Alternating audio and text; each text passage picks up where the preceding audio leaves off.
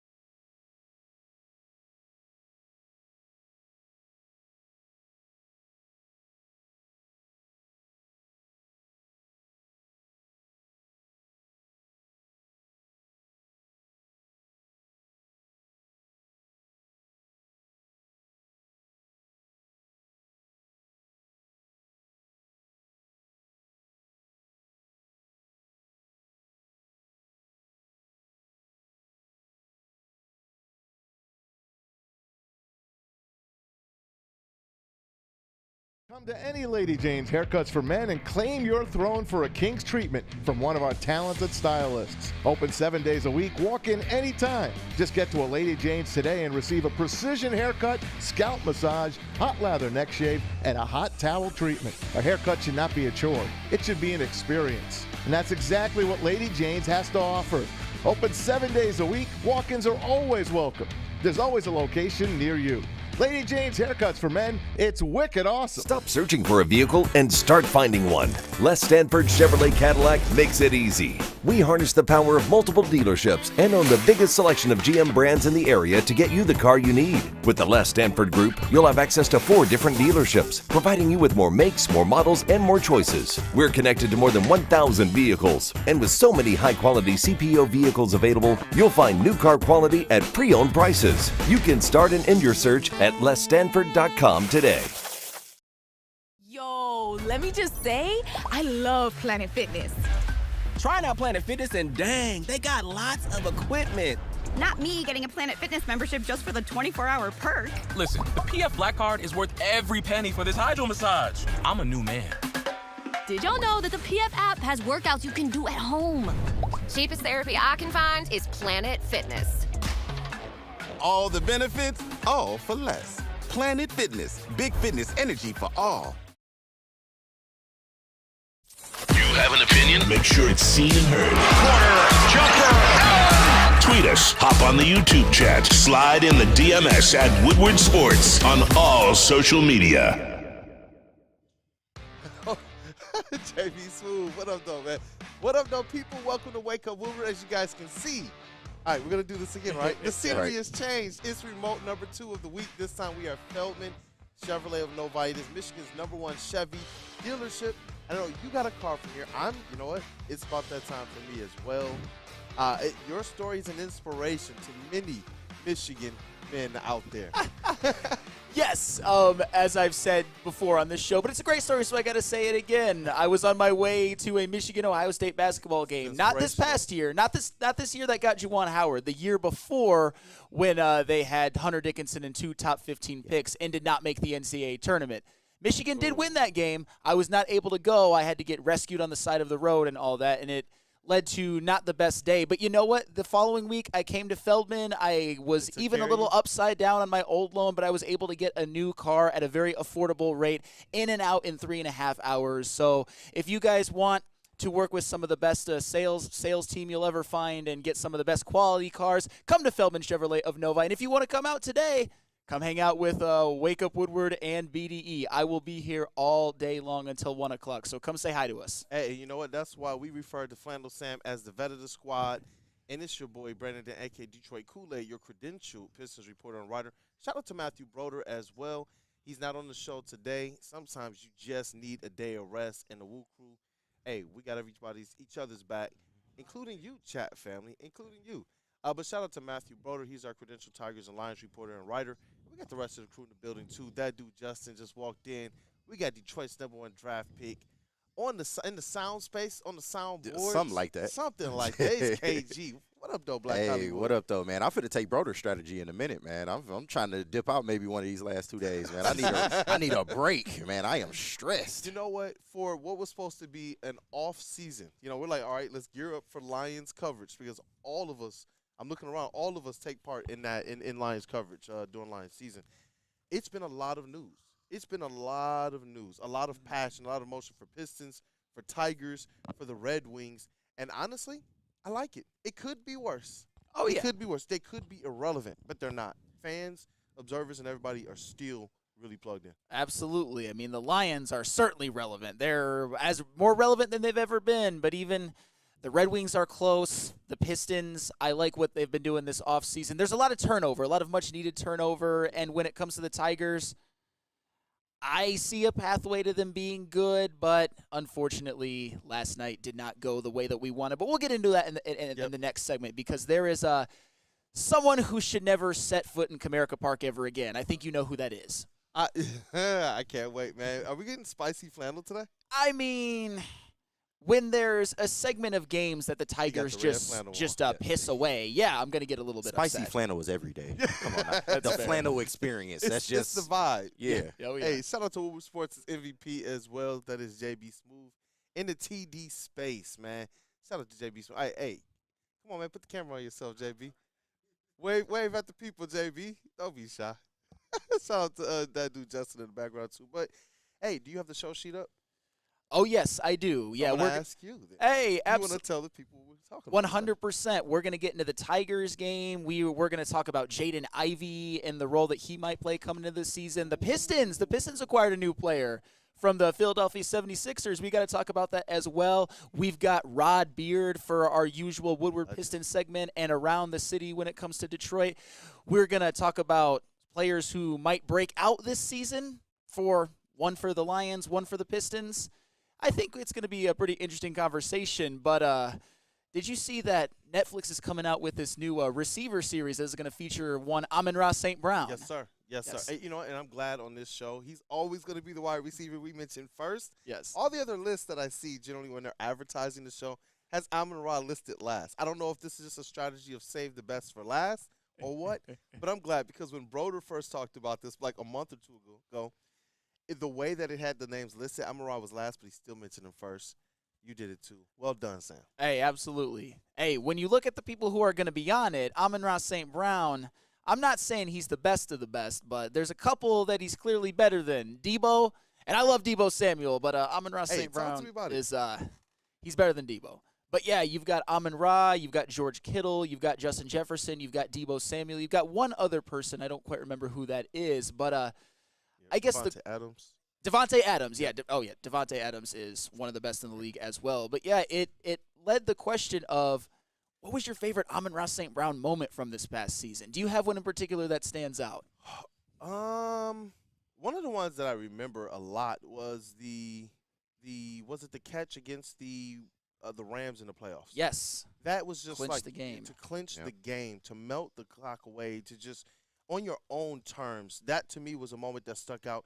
And then the play that Craig Reynolds blocked for me. That was the one I was going to. That one was absolutely. That Tampa Bay game. Talk about it, bro. Man, it was beautiful, man. He catches it across the middle, found space in the coverage, and then Craig Reynolds just cleans up. I forgot who it was. I want to say Antoine Winfield, maybe not, but – man, it was such a great play, man, and that really energized that team. And you already know we took over Raymond James Stadium. That was like Ford Field South that day. So that was such a good game. It's so funny with the Bucks too. It's like you don't know which defender it was that got tossed because like you also got the DeAndre Swift, the Jahmyr Gibbs play where he tossed Was that Winfield? That was Winfield. That was 100% Winfield. And Antoine Winfield is probably the best safety in the game. And Jahmyr Gibbs, he didn't even have to do it. That was the funny thing. He didn't even have to do it. He could have just strolled on into the end zone, but he's just like, you know what, Antoine Winfield, sit down. What Amon-Ra St. Brown plays for you, man? Which one stick out to you? That is the one that stands out the most, not the touchdown, the first down to clinch that first playoff win at Ford Field ever. Beautiful. Absolutely beautiful. But a couple others, I know Lions fans remember this, but I think some NFL fans don't. Remember, Amon-Ra St. Brown scored the first touchdown of the NFL season. He was the one who made it 7-0 in that opening road game at the Kansas City Chiefs.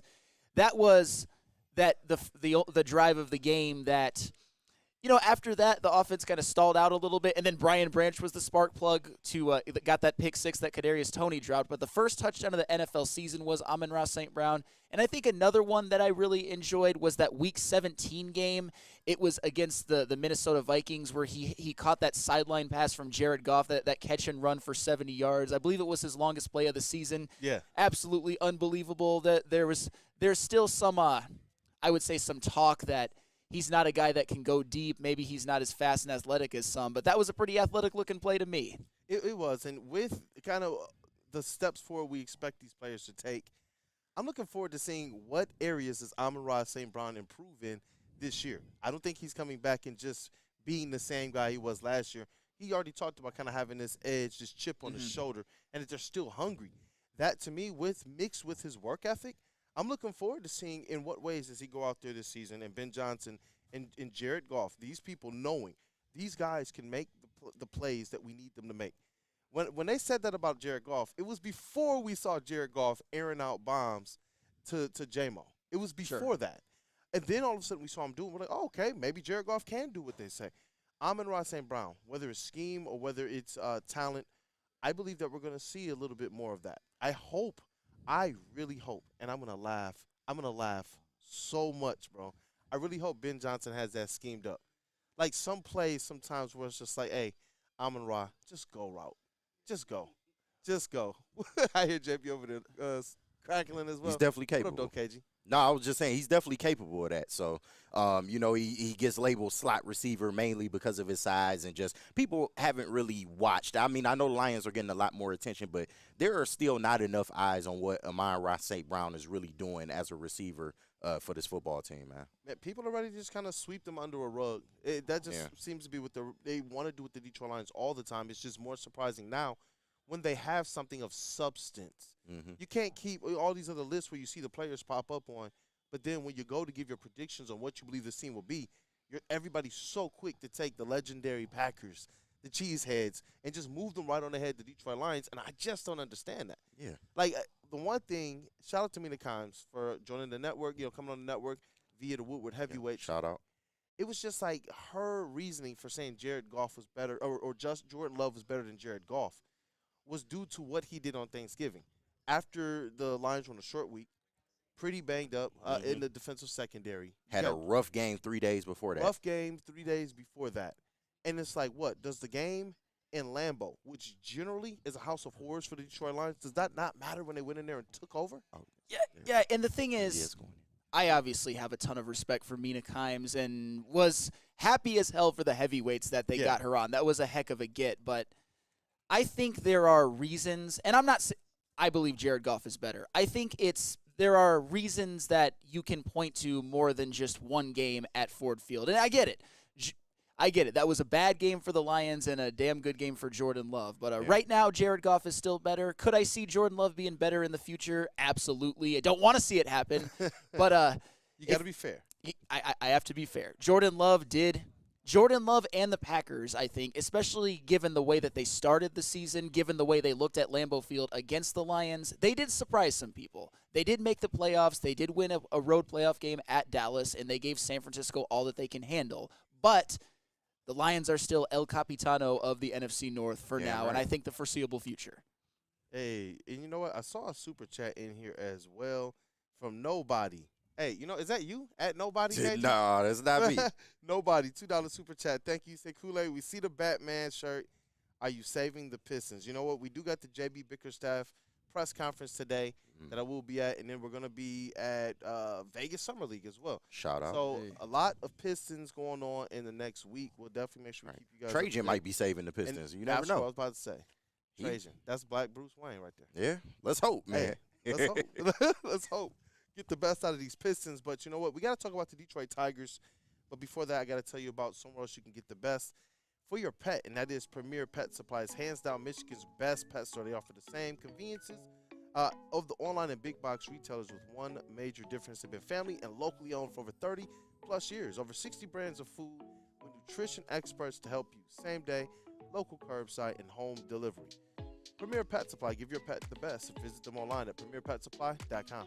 Come to any Lady Jane's Haircuts for Men and claim your throne for a king's treatment from one of our talented stylists. Open 7 days a week. Walk in anytime. Just get to a Lady Jane's today and receive a precision haircut, scalp massage, hot lather neck shave, and a hot towel treatment. A haircut should not be a chore. It should be an experience. And that's exactly what Lady Jane's has to offer.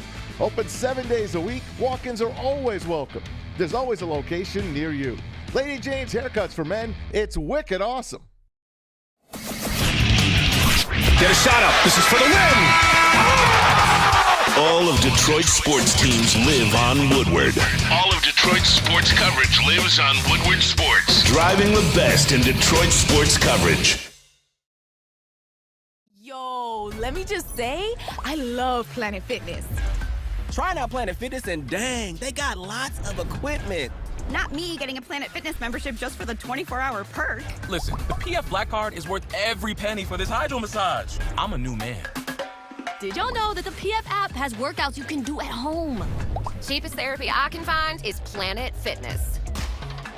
All the benefits, all for less. Planet Fitness, big fitness energy for all. You have an opinion? Make sure it's seen and heard. Corner, jumper, tweet us, hop on the YouTube chat, slide in the DMS at Woodward Sports on all social media.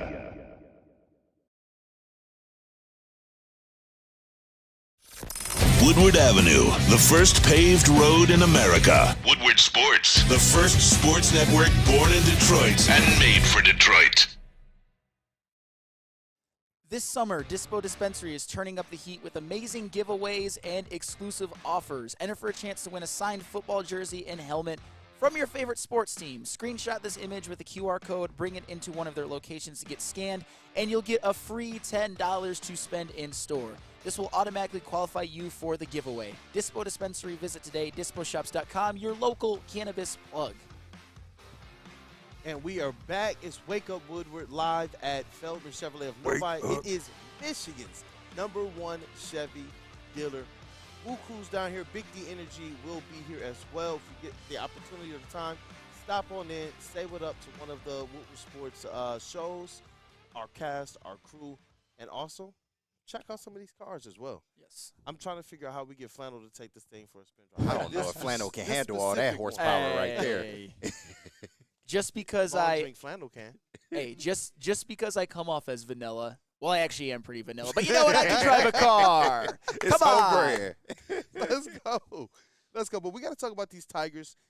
I continue to talk about the gauntlet that is ahead for the Detroit Tigers. Yeah. It's no secret. A couple series against the Guardians, the Minnesota Twins, the Dodgers.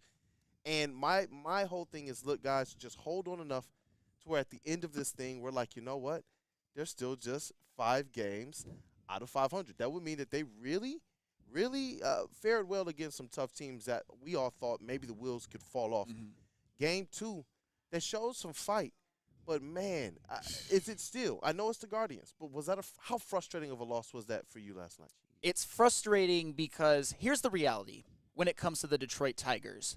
They have done 2 things consistently this season in which you basically light these games on fire and just say they're damn near automatic losses. First is actually what they did yesterday in a winning effort, ironically enough. They've scored 1 or fewer runs 24 times. Yep. And you already know one of my frustrations is I don't think A.J. Hinch uses the lineup correctly, and he still doesn't in my opinion, although yesterday the lineup actually showed up. But also, the reality is that Kenta Maeda is the worst starting pitcher in Major League Baseball. He just is right now. Man. In 16 starts, he has a 7.26 ERA. I'm not saying he's lost every game. I'm not saying the Tigers have lost every single game that he started. I'm just saying on a macro kind of systemic level, when you pitch that poorly but are trotted out there that often, those are basically 16 games that just on a macro level, you can't win. The Tigers' offense showed up.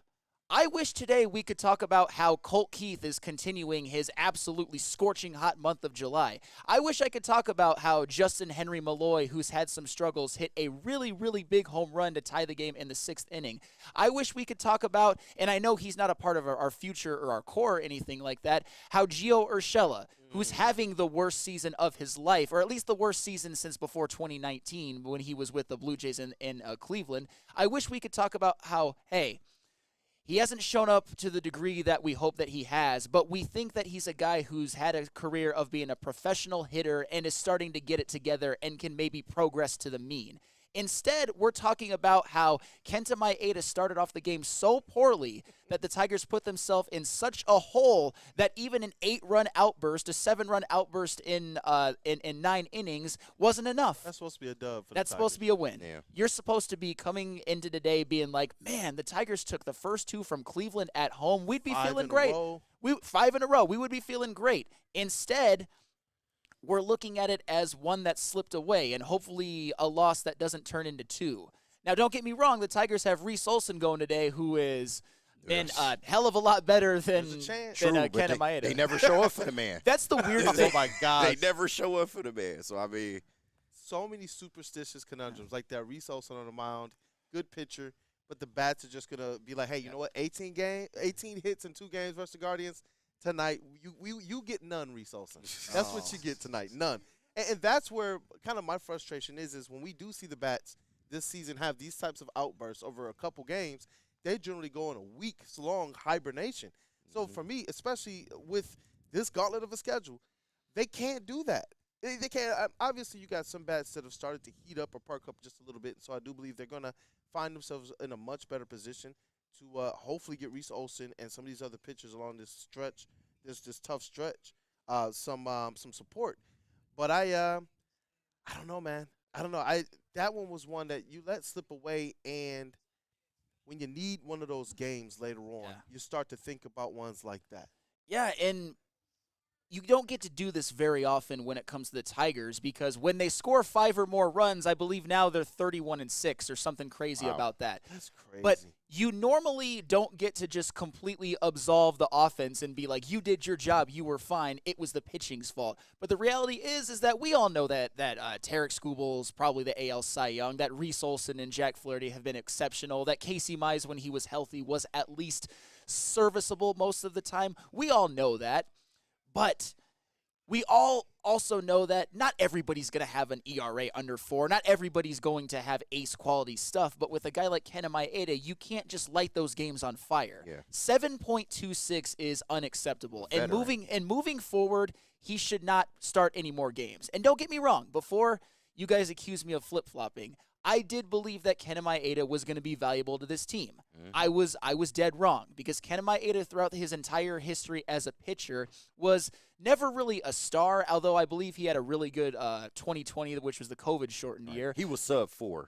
He was. He's one of those guys I would like to call a professional pitcher, a professional out-getter. Yeah. Not special, not going to be an ace, doesn't have special stuff, but he just got people out. This year, that's not happening.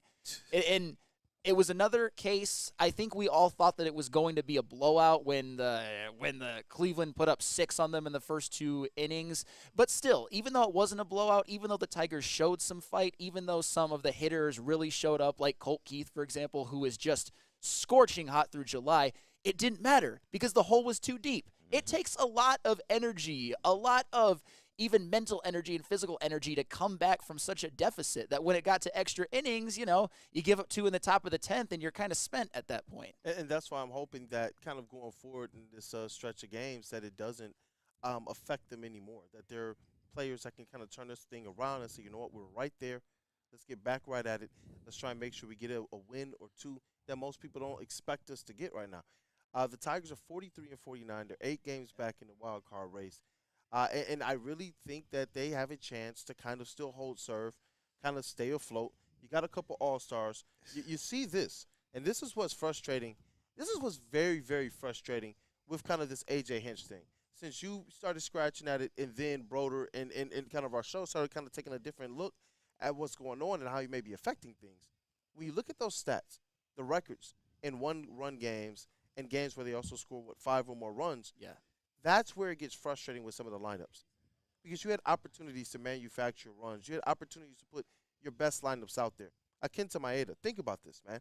The games he goes out there, you're not in a position to just say, you know what, we're going to just pencil in a loss for Kenta Maeda just because we just need to make sure he gets to work. We think he's going to figure this stuff out. Bro, you take 2 or 3 of his games that he's pitched this year and replace them with just a pitcher that you think can give you a chance. Not one that you know, hey, he's going out there, bats, you better score 5 runs. Just anybody. The Detroit Tigers, they're in such a different position right now. So if you keep trotting these players out there and you're 43 and 49, they're not the White Sox. Like I'm sitting here looking at the standings. They're not the Oakland A's. They're not the Angels. They're not. But they were in the wild card race, and then they're trotting out these players that we can single out and say, you know what, they're probably the ones costing them right now. They would be at least 2 or 3 games better, in my opinion, if Kenta Maeda was not in this lineup. Yeah, and hopefully, because Kenta Maeda said as much after the game, he said that his next pitch should be in Toledo, which kudos to the self-awareness. Yeah. But here's the moving forward, and I know Casey Mize is currently on the injured list, which he got hurt because he was trying to catch a pop fly, which is Tiger's luck. I mean, if that's not Tiger's luck, I don't know what is. But moving forward, your starting pitching rotation in no particular order should be Tarek Skubal, obviously your ace, Jack Flaherty, Reese Olson, Casey Mize when he comes back, and then Kader Montero, who showed that he can absolutely shut down, make a Cleveland Guardians lineup with, 4 All-Stars look absolutely silly. He showed that. And Kenta Maeda this season has just shown that he's the worst starting pitcher in the American League. And if you have to round out a starting 5, just call someone up from Toledo. Yeah. Seriously, at this point, Matt Manning, somebody.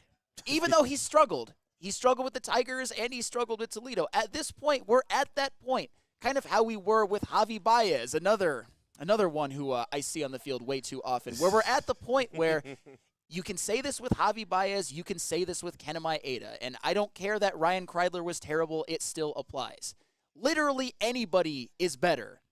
You could call up Double-A and be like, hey, you wanna, while Casey Mize is still recovering from his injury, you want to get in the starting rotation. Yeah. I would trust him more than Kenta Maeda. I'm glad you said that because Charles McClain, shout out to Charles McClain, one of the regulars, he says, if the Tigers had a better arm in Toledo, Maeda would be gone, but that's the problem. Tigers don't have anyone better. And that's kind of the point where I'm at. Like, I feel like you should just cut bait at this point. If you're not going to do it with Javi Baez, you're looking at Kenta Maeda's contract way cheaper. I think he was making $24 million for 2 years. So, I mean, you could just wipe your hands clean at this point because I don't see how it improves. Even if you send him to Toledo, you know, it's not going to improve. He is the pitcher that he is, and although he was having better years before he got here, and now he's falling off of a cliff. So it's at this point, I would rather wash my hands, but I understand we are handicapped to a certain degree. Yeah, and bada bing, bada boom, he mentioned something in the chat which is true, but it actually makes my point even more, and it makes it even more depressing. He says, Matt Manning has no business in our starting rotation. He's been awful. My point is that even if Kenta Maeda were just normal bad, even if he were just normal bad, if he had an ERA of, 4.80, I could still stomach it to some extent. But it was really these last 2 starts that put me over the edge. 6 earned runs and then 9 in the one before that. Like, and it's got to stop. Light those games on fire. Those are automatic L's. And then his problem is he gives up multi-run home runs all the time. So you just can't have that. Deflating. Yeah. When your offense already knows we're going to have to go out there and put up 3, 4, 5 runs, what are you doing as an offense? When you see this guy just gave up 1 home run, 2 home runs. Yeah, a solo shot is one thing, though, but having people on base and you giving up those home runs is bad. Yeah, like I wish I asked Broder, like how much more stress is this putting on the batting lineup to know now, crap, we have to be perfect. And to know that other starting pitcher that you're going to be facing as a batting order is comfortable now. They're walking out there knowing, oh, I'm going up against Kenta Maeda. That's an L for them. You don't think that the players are walking out there like, we want to support our brother, but logic is logic. My eyes know what they see. If I'm his teammate, I'm going to go out there, I'm going to give my all. But it's like, if this guy's struggling, he's struggling, and we all know that. I don't know how this instills any confidence. I would rather them struggle with the player that you want to assess. There's no more assessing to go on with Kenta Maeda. There is. Even if there's something else, somebody else that you think, you know what, but these other pitchers aren't as good, at least we'd figure out what they are. Yes. And we're not just kind of, you know what, let's just light this game on fire for no reason, because you know that's all you're doing with Kenta Maeda at this point. And I want to make 2 points and then we'll go to break. And this is from Just a Fan. So destroy a young pitcher's confidence to replace Maeda. That is not a smart move by a pitcher from a major league club. Sure here's what I'll say about that. If that's the case, if you don't want to bring up somebody to just put in the starting rotation, like I use the AA example. Maybe that's a little bit of hyperbole, but that's just how bad Kenta Maeda has been. If you're going to say that, bring up Matt Manning, because Matt Manning at this point, there's no excuse about him having no confidence. He actually had some success in the major leagues last year. This year, he's at least had some stints with the Tigers. He's been up and down. He's been up and down. Mostly it hasn't been great with the Tigers, but he's not somebody who I'm worried about destroying their confidence. With Matt Manning, it's basically, put up or shut up at this point. Hey, come on. It's sink or swim, man. Like, this is why we have these guys in the minor league system. If you can't pitch at the MLB level, then you shouldn't be in the MLB. So, like, why are we just keeping them down to keep them down? Yeah, no more assessments. You're within – I can understand this. Like, Trajan Langdon and the Pistons, we wondered, are they going to push for the play-in?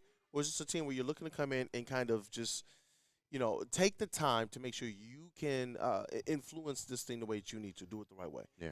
But with the Tigers, I get it. At the beginning of the season, we thought that there was some assessment to go. But when you find yourself in the middle of a wild card race with the opportunity to really, if you just do a few tweaks here and there, to find yourself firmly in that positioning, I don't think you have the time anymore to just figure out if Maeda is going to figure it out.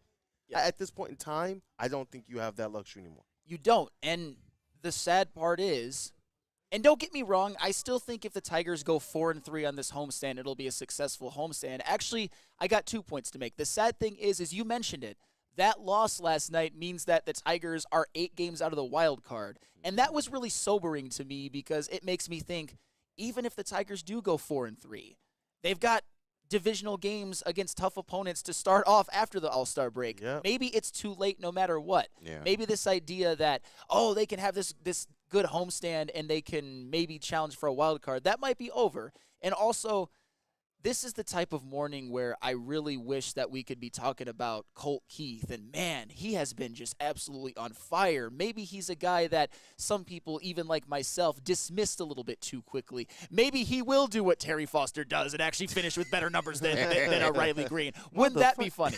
Wouldn't that be funny? But you know what that would probably mean? Do you know what that would probably mean? That would probably mean that they both have great numbers. Yeah. We should be talking about that today. He has shown a lot. Maybe he is a part of the core. Maybe we look at Green. Maybe we look at Riley Green and Colt Keith and Tarek Skubal and Reese Olson and maybe a Wensiel Perez. But instead, his efforts, while great, by the way, were in a losing effort. No pun intended. But, yeah, just a very frustrating game. And we're going to look back at the end of the year and point to so many circumstances where it's like, you just lit some games on fire that you didn't have to. And it's very unfortunate. But fortunately, hopefully the Pistons don't light too many games on fire. And hopefully they don't. Yeah. They have a team where you can depend on a lot more of the talent that they have, both vets and hopefully the young players as well. But shout out to Dante151. Shout out. $9.99 Super Chase. I would rather have a pitching lineup of Skubal, Flaherty, Olsen, Montero, and someone the minor leagues that you could bring up to replace Maeda. And also, can we bring someone up to replace Baez as well? I know we're going to talk a lot more about that. We got to get some more front office flannel segments going as well. But now we got to get into these Detroit Pistons. Let's talk about it. Jaden Ivey. I know we talked a lot about Isaiah Stewart this week, but Jaden Ivey is the one who, with all of these additions, that's the person that I'm like, that's the biggest question mark on the team right now. I'm so glad you said that. I've been thinking that too lately. They added 2 shooting guards. And shooting guards to the point where I would much rather start them than Jaden Ivey. So that is the question. What do you do with Jaden? We're going to talk about it. We're going to talk about it. Hey, JB, what business do we got to take care of right now, brother? Hey, Planet Fitness.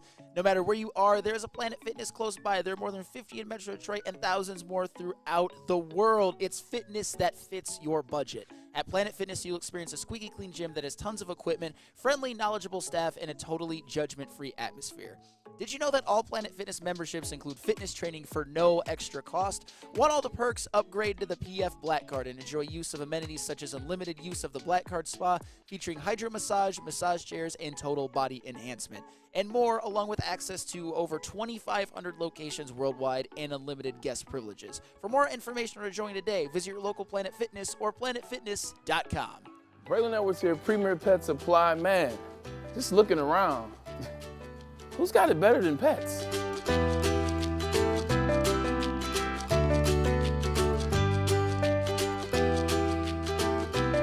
Come on, a baby stroller for Coda?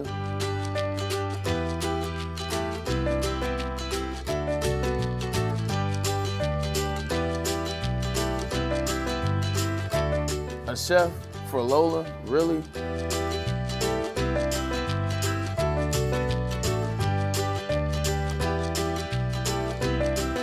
You don't have to tell me who the real boss here is. Who's got it better than pets? Nobody, especially here at Premier Pet Supply.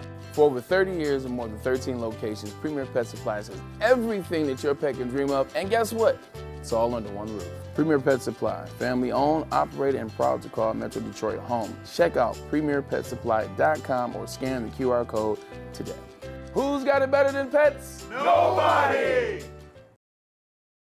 You have an opinion? Make sure it's seen and heard. Corner, jumper, tweet us, hop on the YouTube chat, slide in the DMS at Woodward Sports on all social media.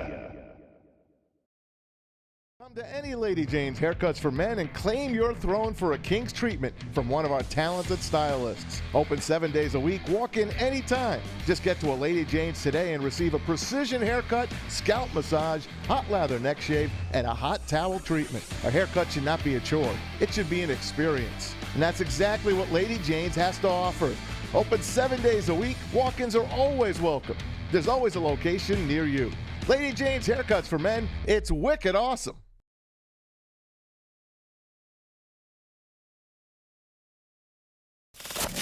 We don't like to brag that we are the toughest sports network in Detroit, but we do have a guy named Darren McCarty on our side. Lemieux and McCarty, who've had a good knockdown drag up. There they go, right on the whistle. They were talking to one another. Woodward Sports.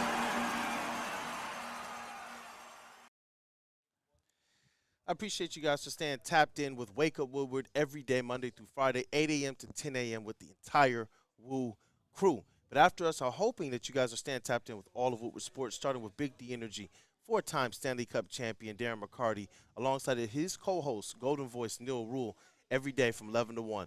After that, you got Ermanni and Edwards with Mass, a lovable radio legend, Tom Masway, alongside University of Football legend and former NFL wide receiver Braylon Edwards, and Detroit Media King, Fox 2 Ryan Ermanni.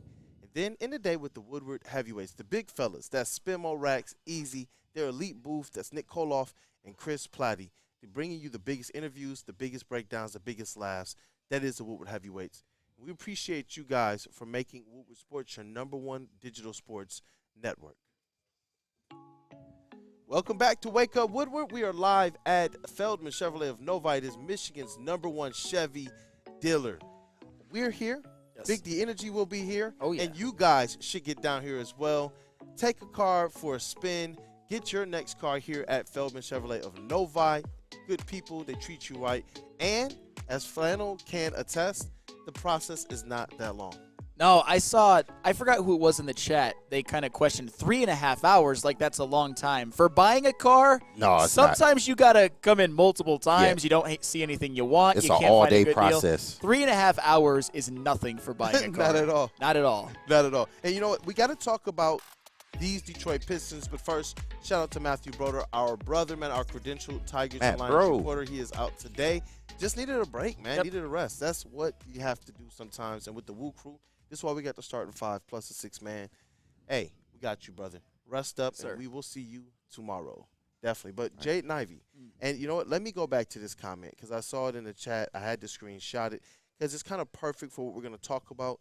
So we'll go there. Then I'll kind of bring up some of this Pistons news, and then we'll get into the Jaden Ivey conversation. But Wheezy D313 said, let's talk about how where is it at? He said that Jaden Ivey is better than Beasley and Tim Hardaway Jr. And I don't know if this is necessarily a case for Jaden Ivey of if he's a better player than them. Yeah. But is he the best fit in that starting lineup? All we've been talking about with Cade Cunningham is making sure that we put the right amount of shooting around Cade Cunningham. And I think Ivey he made some strides last year to show he could be a reliable shooter. But I want to get into that talk. But first, we kind of gotta go through some of this news. The Pistons, they claimed forward center Paul Reed off waivers from the Philadelphia 76ers. Want to get you guys' first reactions on that. Yeah, so with Paul Reed, you basically got a forward/undersized center. He's not really much of a shooter, although on low volume, he does actually shoot a pretty good percentage. 21 for 57 on the year in total. But with Paul Reed, what he's going to bring you is, I would say, on a per-size basis, on a per-minutes basis, would come in and be one of the best rebounders on the team. Yeah, maybe your second best rebounder after Jalen Duren, because he averaged 6 rebounds a game in 19 minutes. On a per 36 minutes, he's got 11 rebounds a game, which is great. He can finish at the rim. As I said, not much of a shooter, but he plays defense. He hustles. He does a lot of the dirty work thing that role players come in and do, and I think that's something that might be missing on this Pistons team. So Paul Reed, I don't hate it at all. It could be one of those diamond in the rough things that turns out to be more important than you even realize at the time. Yeah, and I get it. Another undersized, kind of big. Yeah. But he's one of those guys, whereas with Isaiah Stewart, we kind of are left with this desire that we wish he was a little bit taller. Yeah. Or we wish he had a longer wingspan. Wish he was a baller? I don't. He's a baller, but I don't walk away with that feeling when you look at Paul Reed play. It looks like he's a guy that might be 6'10", 6'11", with how effective he is in the paint. And I like his ability to finish floaters. I like his ability to finish, off the backboard, his ability to dunk the ball. And when you talk about the types of guards that we now have, he's one of those guys that will cut. Yeah. He'll move. He'll fill the open space. You talk about a Cade Cunningham and how much we see him have success with Jalen Duren, who I believe is still learning the instincts of both defense and offense. Paul Reed already has that instinct. Not as athletically gifted, not as talented as a Jalen Duren, but he kind of understands where to be on the court, and he uses his athleticism to his advantage. Plays with an edge. He was a very capable backup behind him. We seen him in the regular season and also the playoffs, make plays here and there. He was also a G League MVP for whatever that accounts for. But, he's a guy that's going to come in. He's going to help you, especially a little bit defensively. Like I said, I worry about the shooting and the fact that he's undersized. If you're going to keep a guy like this on the roster, then what does that mean for Beef Stew? Because he is a better shooter, so I would rather have him, in that role as well. But, I'm going to let you get into that. Oh, no. You make some great points. And I was just going to say to the, to the G League MVP thing, for a guy like Paul Reed, when a guy like that wins it, it's because he outworked everybody else, regardless of the talent. There were a lot of talented players in the G League. I don't know how many people had Paul Reed on the bingo card for G League MVP. And so I do believe that what you take from that is that this guy is one of those guys that's going to work for his opportunities, and he's not going to stop. Yeah. That's the identity we want. In addition to the edge, I'm so glad you brought that up, too, because the Pistons didn't have a lot of that last year. We know what Beef Stew brings. We know there's sometimes when Jalen Duren and Cade Cunningham can kind of chirp, but they didn't really have that edge as it relates to how they play the game. And he's one of those guys that brings that edge. So that's why in a perfect world, and I understand that if I had to choose between Paul Reed and Beef Stew, I would pick Beef Stew because he shoots better on a higher volume, and he's kind of similar in a way that undersized big who's an effort guy can play defense. Although I don't think he's quite as good at that as Paul Reed. The shooting makes up for it. Yeah. To me, I want to keep both of them. Yeah. I want to maybe have a second unit at times where you can put Isaiah Stewart at the 4 and Paul Reed at the 5. I don't think that that's crazy. It's not. It's what their skill sets and their traits kind of lend towards. Beef Stew as a stretch 4 and Paul Reed being able to kind of do a lot of the dirty work aggressively in the ways that we want to see out of a Pistons big man. So I like that. And just a side note here, the Detroit Pistons Summer League is going to get underway. Vegas Summer League starts Thursday. I know a lot of people are getting in. Thursday, the Pistons' first game is Saturday night. I think it starts at 6 o'clock Eastern Standard Time. With their roster, obviously Marcus Sasser's on there, Ron Holland II is on there, and Bobby Clintman. Those are your first and second round picks this year. The notable omission is Asar Thompson. And a lot of people are like, what? Why no Asar? I honestly would be very, very cautious with him this summer, understanding that he was dealing with the blood clot issue that pulled him out of the rest of the just season. earlier this year. Yep. So I would be safer than sorry. I don't think you need Asar Thompson there. Working on his shooting, I don't think that I'm taking anything away from his game if he plays in Summer League.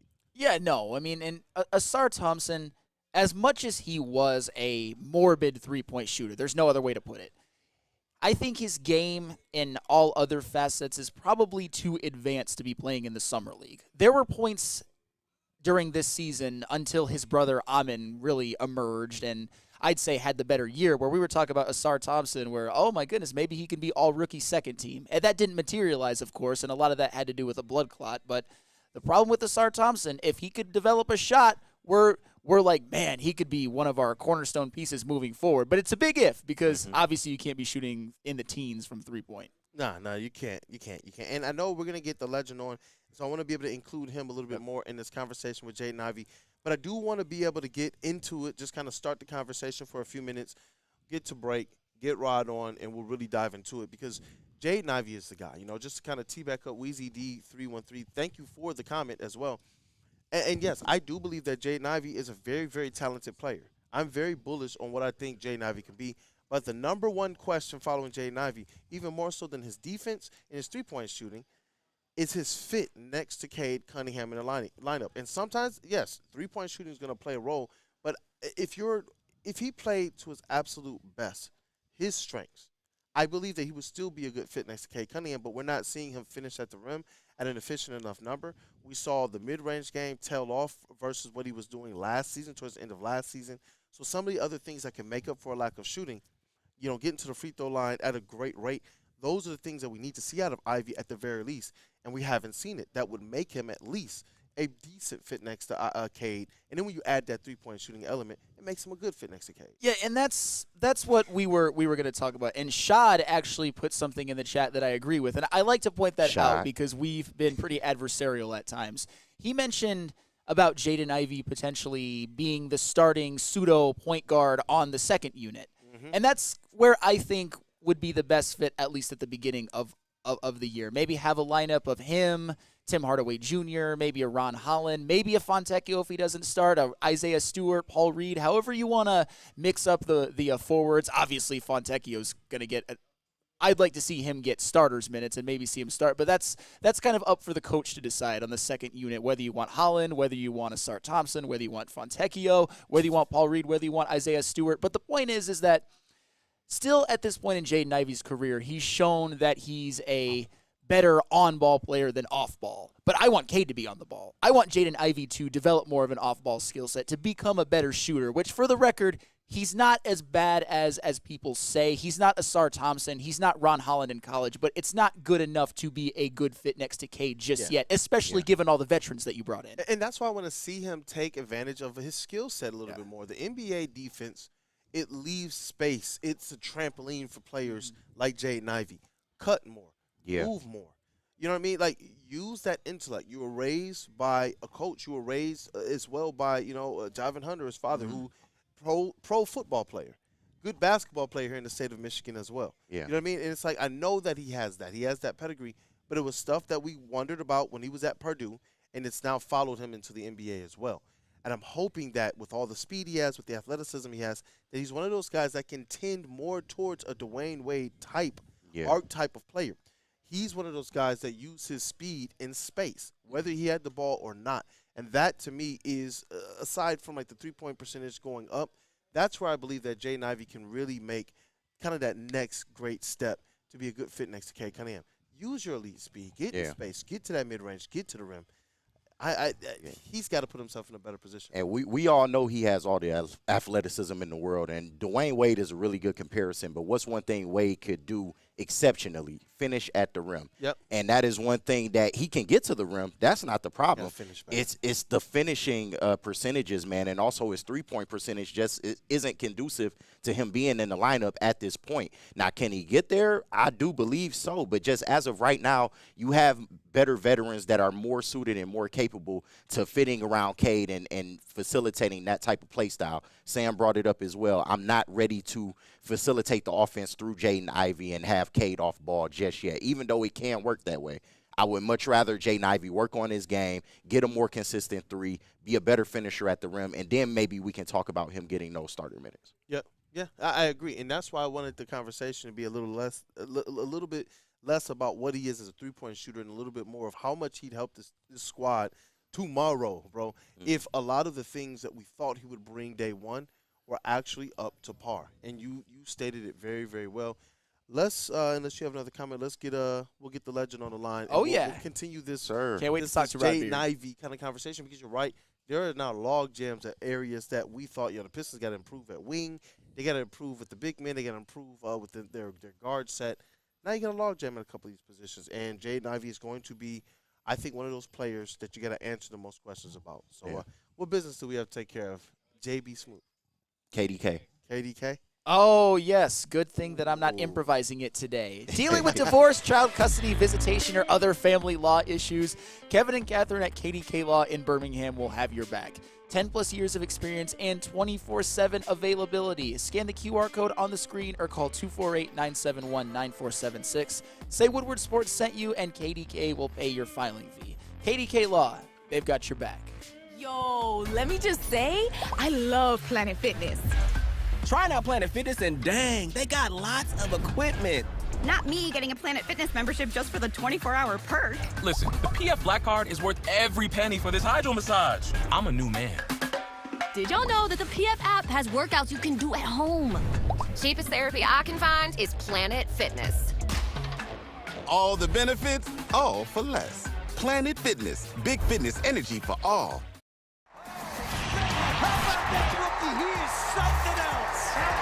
All of Detroit sports teams live on Woodward.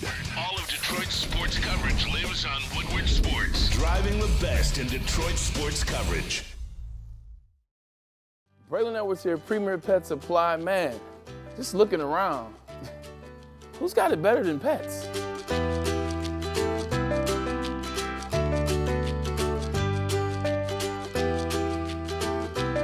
Come on, a baby stroller for Coda?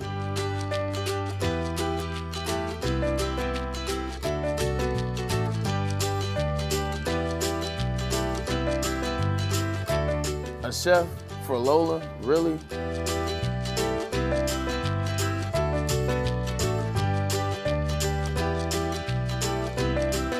You don't have to tell me who the real boss here is. Who's got it better than pets? Nobody, especially here at Premier Pet Supply. For over 30 years and more than 13 locations, Premier Pet Supply has everything that your pet can dream of, and guess what? It's all under one roof. Premier Pet Supply, family owned, operated, and proud to call Metro Detroit home. Check out premierpetsupply.com or scan the QR code today. Who's got it better than pets? Nobody! The most talked about Detroit media by other Detroit media, and we love it. It's the Woodward Sports Network. Come to any Lady Jane's Haircuts for Men and claim your throne for a king's treatment from one of our talented stylists. Open 7 days a week. Walk in anytime. Just get to a Lady Jane's today and receive a precision haircut, scalp massage, hot lather neck shave, and a hot towel treatment. A haircut should not be a chore. It should be an experience. And that's exactly what Lady Jane's has to offer. Open 7 days a week. Walk-ins are always welcome. There's always a location near you. Lady Jane's Haircuts for Men. It's wicked awesome. Thank you to all the fans for making Woodward Sports your #1 online destination for Detroit sports. We promise not to drop the ball. Yo, let me just say, I love Planet Fitness. Trying out Planet Fitness, and dang, they got lots of equipment. Not me getting a Planet Fitness membership just for the 24-hour perk. Listen, the PF Black Card is worth every penny for this hydro massage. I'm a new man. Did y'all know that the PF app has workouts you can do at home? Cheapest therapy I can find is Planet Fitness. All the benefits, all for less. Planet Fitness, big fitness energy for all. We don't like to brag that we are the toughest sports network in Detroit, but we do have a guy named Darren McCarty on our side. LaView and McCarty, who've had a good knockdown drag up. There they go, right on the whistle. They were talking to one another. Woodward Sports. Let me tell you about something awesome. Awesome is when a guy can be a guy and get an amazing haircut. That is Lady Jane's Haircuts for Men. All you got to do is stop in, sit back, and relax, and let one of Lady Jane's talented hairstylists make you look and feel great. Walk in anytime, 7 days a week. Lady Jane's, it's wicked awesome. What up, though, people? Welcome back to Wake Up Woodward. We are live at Feldman Chevrolet of Novi. It is Michigan's #1 Chevy dealership. We got the Wake Up Woodward crew as well as Big D Energy broadcasting live from here today. Hey, get down here, say what up to the crew, say what up to one of the salesmen here. Test drive a car, buy you a car, get you a good deal. Right? Be like me. Be like Broder, too. Matt Broder did that as well. Shout out to Broder, man. Shout out to the whole entire Woo crew. Broder is taking a day off today. He will be back tomorrow. And then, obviously, we got a Friday show coming up, too. I think he went to find Lizzie. That's where Lizzie Broder. McCann. That's what Lizzie. That's what Broder's doing right now. Yeah. We saw him on the show yesterday after we brought up Lizzie, and it was just like, you know what? You could see it in his eyes. He was glowing. He was literally glowing. It reminded me of all of the times I fumbled in my early and mid-20s. Yeah. It's until I said it yesterday, and I'll say it again. Until you find the one, those things haunt you, man. Shout out to Easy, dog. Speak Easy is in the chat. I'm going to read this. Broder knocked me up and quit paying child support. Shout out to Easy. But let's get I know we get the legend on the line. I want to get Rod's thoughts, get into our Woodward Pistons segment, and then we get into our Around the City with the Detroit news as well. After that, talk a little Lions, Red Wings, and Tigers with Rod Beard. Yeah. But we're going to get the drum roll going. We'll get him in here, get Rod's thoughts, and then we got to talk to him about Jaden Ivey and the Pistons starting lineup. So, hey, you guys ready? Yep. Yes, sir. Hey, yo. Shout out and welcome to the legend, Detroit News, Rod Beard. Brother, how are you doing today? And take it away with Rod's thoughts.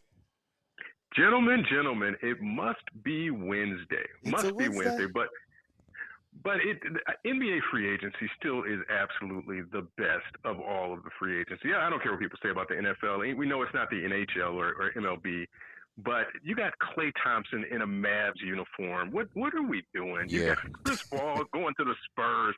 Wow. It's like you're playing musical chairs with teams, and then people just end up in the weirdest places. And I'm not saying it's not going to fit. I like Klay positionally and where he would play in Dallas, but it's just weird. Just people that you've known to be in certain jerseys for their entire careers moving to different places. And so it'll create some storylines, definitely. It would definitely create some storylines. And it was. I know JB Smoove is over here in the TD space today, and he's a Golden State Warriors supporter. And just seeing Klay Thompson and this Warriors team start to break down, this legendary Warriors team start to break down, it's been tough on him. He's over here shaking his head in despair right now. It is. It's going to be weird. You know, Klay Thompson with the Dallas Mavericks. They're a squad that were just in the finals. Hopefully he can help put them over the top. Hopefully he doesn't become like Patrick Ewing on the Magic or Hakeem Olajuwon on the Raptors. I don't think he will. I think Klay has more game left in him than those respective players did, but you always run that risk when you change teams like that late in your career.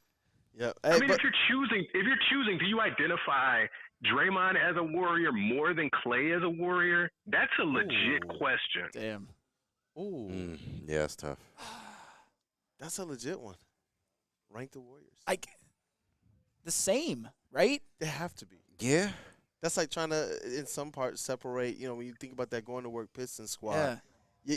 It's really, really, really difficult to say which one was the one or which one was above the other. I mean, they'll probably both be in the Hall. I mean, Klay Thompson definitely. Draymond, they'll He's probably both be in the Hall of Fame. Yeah. So, yeah. He's a Hall of Fame. Yeah, that's a good question, though, man. Yeah, great question. That's one we're going to have to discuss on the show a little bit later. But you got to get Rod back on. Get him back Call on dropped. Yeah, no, definitely. Because what I want to be able to do is I want to ask him about Jaden Ivey. That's what I'm going to do. And this Detroit Pistons starting lineup. And I think that's the nuanced way I want to be able to ask about his opinions, because I don't think that there's too many people who believe that Jaden Ivey is a bad player. I'm not available to take your call, but please. All right, we're going to figure out what's going on with that. Technical difficulty. It's all right. Yeah, because I don't think that there's a lot of people out there who believe that Jaden Ivey is a bad player. And, shout out to Speakeasy who's in the chats. This one thing that he's been talking about for a while is the fit with Jaden Ivey next to Cade Cunningham. And I don't know if it's necessarily a Cade Cunningham specific thing or not, but just in general in this lineup. So I'm hoping I see KG talking to Rod now. We'll try and get him back on here soon because I'm really intrigued to see what his opinion is on this starting lineup for the Detroit Pistons moving forward. Yeah, I mean, it's looking like right now that obviously it's going to be Cade, and then either Tim Hardaway Jr. or Malik Beasley at the 2, and that's the. Let's ask Rod Rod. Beard. Let's Yeah. ask Rod. Hey, Rod, you back with us, brother? Yep, got you. Yes, sir. Yes, sir. Look, man, we've been talking about Jaden Ivey. We're looking at all of the additions that Trajan Langdon and the Detroit Pistons front office has made. They've made some pretty shrewd moves. Shout out to Blackstone in the front office, who has been helping Trajan Langdon a lot with the cap space management. But Jaden Ivey, man, Jaden Ivey is the guy who I'm just like, okay, what's happening with this Pistons squad, especially when you think about the starting lineup? Is he a guy that is still destined, as we once believed to be the starting 2 guard for this squad? Or do you see things shaking out a little bit different for this Pistons starting lineup this season? And I guess kind of a follow-up is, what role do you see for Ivey? I think right now he's a sixth man for me because I want to get off to a good start. I want the leadership of a Malik Beasley or a Tim Hardaway Jr. to start the season instead of the other way around. And if you start Ivey and things don't go well, then you go to your vet. I think you let Ivey figure it out. And not to say that he's a rookie and he doesn't know what he's doing, but in a six-man role, I think he can give you the energy off the bench. And I think with Cade specifically, you need that shooting around him to start the game. I like the look of that a little bit more, and I know people think a little bit different. When I put the question out on Twitter yesterday, people were all over the place about Ivey has to start. I don't think that's necessarily the case. I think he can be an effective six-man and provide some energy off the bench. Yeah, and I'm glad that you stated that, because I did. As soon as I saw your post yesterday on X, I sent it to the crew and I said, you know what, we got to talk to Rod about this on Wake Up Woodward during our Woodward Pistons segment. And you had some pretty cool wing combinations. Do you have the results, or at least how that shook out? And what's your combination for this Detroit Pistons starting lineup? Mine is Beasley Fontecchio. If Beasley can start for Dallas, he can start for me. That's just how it works. I think he's or start for the Bucks. I'm sorry. If he can start for them, he can start for me. Yeah. And Hardaway, same sort of deal. If he can start enough games for them, what's to say that he can't start for the Pistons and provide some of that same experience, that same three-point shooting? I think that's the biggest thing. You can come with the second unit and have the other be the three-point shooter with Ivey kind of directing that group with Sasser in the backcourt. I think that's a different formula that I would see working out a little bit better.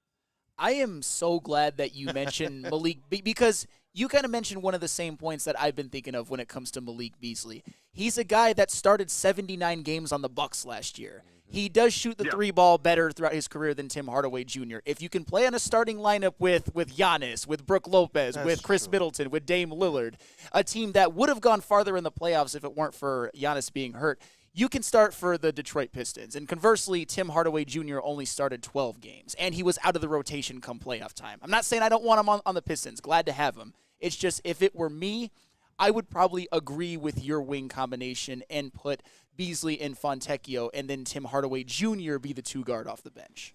And you know what? I like that. I like that. Fontecchio, because we were talking about it a little bit during the break, and I was like, you know what? The discernible skills of a Beasley beyond just shooting, is it enough in that starting lineup? And it's like, you know, if it's enough for the Bucks, it's definitely enough for the historically bad Detroit Pistons. And when you talk about adding a Fontecchio to this lineup all season, not the 16 and 19 games that he played last year, you're talking about a whole lot more shooting in this lineup right now, and that's where things get interesting with the Jaden Ivey. And I saw somebody saying, I wish I had the comment, they said that the three-point shot has broken basketball. And I think that it's challenging players more. In the past, you could rely on a lot of the skills that Jaden Ivey had and get by. In the past, you could rely on, we talked about Andre Drummond being a big man who maybe 20 years ago, perfect era for him, but he got caught in the switch. And we saw, if you can't find a way to evolve and adapt, it's going to leave you behind. Jaden Ivey, though, has enough skill, and he's shown me enough that I do believe he will thrive. But as a six-man role, if you tell him right now this is your discernible role and your discernible skill, go out there and work at it. When you come in, be that Jake Crawford, be that absolute just barn burner for us, I do believe that could be a good role for him. Yeah. I'm still for him starting. 14 points at your sixth spot is not bad at all. It's not. It's not. And you but know what? Here's the other thing, though. Why would you go out and get Beasley and Hardaway if you weren't going to start one of them. You go and get two very solid wings, and you're going to still just start Ivey. That doesn't make sense to me. And in terms of the salaries, you didn't pay a ton. It's not like going to get Tobias Harris and you know you have to start him because you're paying him that number. Yep. But if you're going to get two vets, is it to back up Ivey? Possibly, but I think you want to be solid. And judging by what Trajan Langdon's comments were in his presser, it was, we need vets to augment this young roster. You can't have a ton of young guys running the show here. You need a few guys to sprinkle in that starting lineup to give them some leadership and to make those games closer early on. Yeah, and just to piggyback on that really quickly, that was one of the things we talked about with Trajan Langdon is how does he see this roster? He's not connected to any of these young guys. We knew that Cade Cunningham was going to get that contract because he's connected to the organization. But Trajan Langdon is able to come in here and assess with unbiased, non-connected eyes to these young players that were brought in here via the previous regime and just make the actual best decision for the basketball team. Yeah. Yo, and Rod, one of the things that I like is in real time, the gears were kind of shifting in my head on this. You think about the Pistons and their depth, given the fact that they just added Paul Reed yesterday. I start to think, and if we're assuming we're going off of the Beasley-Fontecchio wing pairing, you've got on the bench, you've got Asar Thompson, you've got Ron Holland, you've got Paul Reed, you've got Beef Stew, you've got Marcus Sasser, you've got Jaden Ivey, you've got guys who have shown skill sets in the NBA or are top 5 draft picks. My question is there going to be an odd man out by the time the season starts? Yes, and question. what this suggests to me is there's going to be a trade, because now with all the people you've mentioned, you can't have an 11-man rotation. Right. Who's the odd man out in that? And if there are 11 people, there's some kind of trade coming or something. It just smells like that. That maybe one of the young guys, maybe you just say, hey, Holland is just not going to be in the rotation. He'll get spot minutes here and there. Maybe that's the answer to this thing. But this looks like there's some type of trade, and maybe you move one of the younger guys, maybe Thompson, maybe Ivey, maybe somebody else like that. I don't know. I don't have any inside info, but I'm just saying, I'm guessing, looking by the number of people and which people they brought in, there's going to be an odd man, maybe two out in the way this is set up. Man, and you know what? And with this Jaden Ivey conversation, just to kind of put a bow on it, I'm not putting a cap on his ceiling, but I'm also glad that Trajan Langdon is doing something a little bit better than we saw out of the Pistons last year. The Pistons just seem to say, you know what, we're just assessing these young guys again, and they didn't do a lot to put them in a position to thrive, to succeed. What if Jaden Ivey in a 6-man role gets the opportunity to starting off on the bench, learn by seeing other experienced players ahead of him doing it the right way, and then get the opportunity to come in with a little bit less stress and pressure that goes on with starting, and is able to find a role that he's able to grow into, even if that's eventually a starter. And so I'm glad that Trajan Langdon is able to come in here with the eyes that he has, and is just able to say, you know what, let's put these guys in their best positions. I don't care if you're a starter or if you're not a starter. And I think you needed a guy like that who was disconnected from the situation, a part of other winning organizations, to come in with his eyes, assess what's here, and say, you know what, this is what needs to be. Yeah, good, KG. Big facts. Rye, I actually have 2 questions for you. The first one being, with all the moves that Trajan has made so far, how would you grade the Pistons offseason up until this point? I would say a strong B. I mean, they didn't, and we talked about this for most of the spring. I wanted a big Zach LaVine type thing, and you see the rest of the league isn't touching any of that contract type stuff with LaVine anyway. We talked about Tobias. They've spent the money well. Positionally, they've got the needs that they needed to fill and haven't broken the bank to do it, and haven't really gotten a long-term deal. I think, and you mentioned Michael Blackstone, I think they've done smart things. Are they going to go out and win 40 games? Probably not. Maybe not with this roster, but they've done smart things. So I will give them a B on just, this is a better roster going out into the start of the season, assuming this is it. But all right. If they do nothing else, this is a B. All right, and then my second question was J.B. Bickerstaff. He's having his press conference today. Is there anything in particular that you would like to hear from J.B. Bickerstaff, and do you think that there's a particular direction he should take with this team? don't think there's anything in particular I want to hear. I think it's just sort of the same thing that Langdon laid out, was that this is going to take time. There isn't some, hey, we're ready to go and we out here about to hit the play-in. I don't want to hear that. But I want to hear, hey, we're going to take these young guys and work with them and mold this into a team that the city can be proud of. Give me one sentence like that and I'm good. Yeah. Great questions by KG and great answers by Rod. Rod, do we have you for a few more minutes? Yeah, we do. We can do it. All right, cool. Hey, let's take care of some business right quick, JB. Who do we have to what bills do we got to pay? And then we'll get back and do our Round the City with Rod Beard. Maybe talk a little bit of Detroit Lions, Tigers, and if anybody has any Red Wings questions. Guardian Alarm. Hey, listen, let Guardian Alarm offer you customized solutions from real experts. Our professional technicians, they take the time to recommend security and automation solutions specific to your needs. It's 24/7 professional monitoring. So you can call us anytime, day or night, and know that a Guardian team member will stay on the phone with you as long as needed, because it is technology that is backed by people. Your safety and security, it deserves technology that's been proven to work and people who've been proven to care. All you got to do is call this number right here, 1-800-STAY-OUT. Once again, that number is 1-800-STAY-OUT. Come to any Lady Jane's Haircuts for Men and claim your throne for a king's treatment from one of our talented stylists. Open 7 days a week. Walk in anytime. Just get to a Lady Jane's today and receive a precision haircut, scalp massage, hot lather neck shave, and a hot towel treatment. A haircut should not be a chore. It should be an experience. And that's exactly what Lady Jane's has to offer. Open 7 days a week. Walk-ins are always welcome. There's always a location near you. Lady Jane's Haircuts for Men. It's wicked awesome. The only sports network in Detroit that starts with a W. You know, because we win. Woodward Starts, Detroit's winning sports network.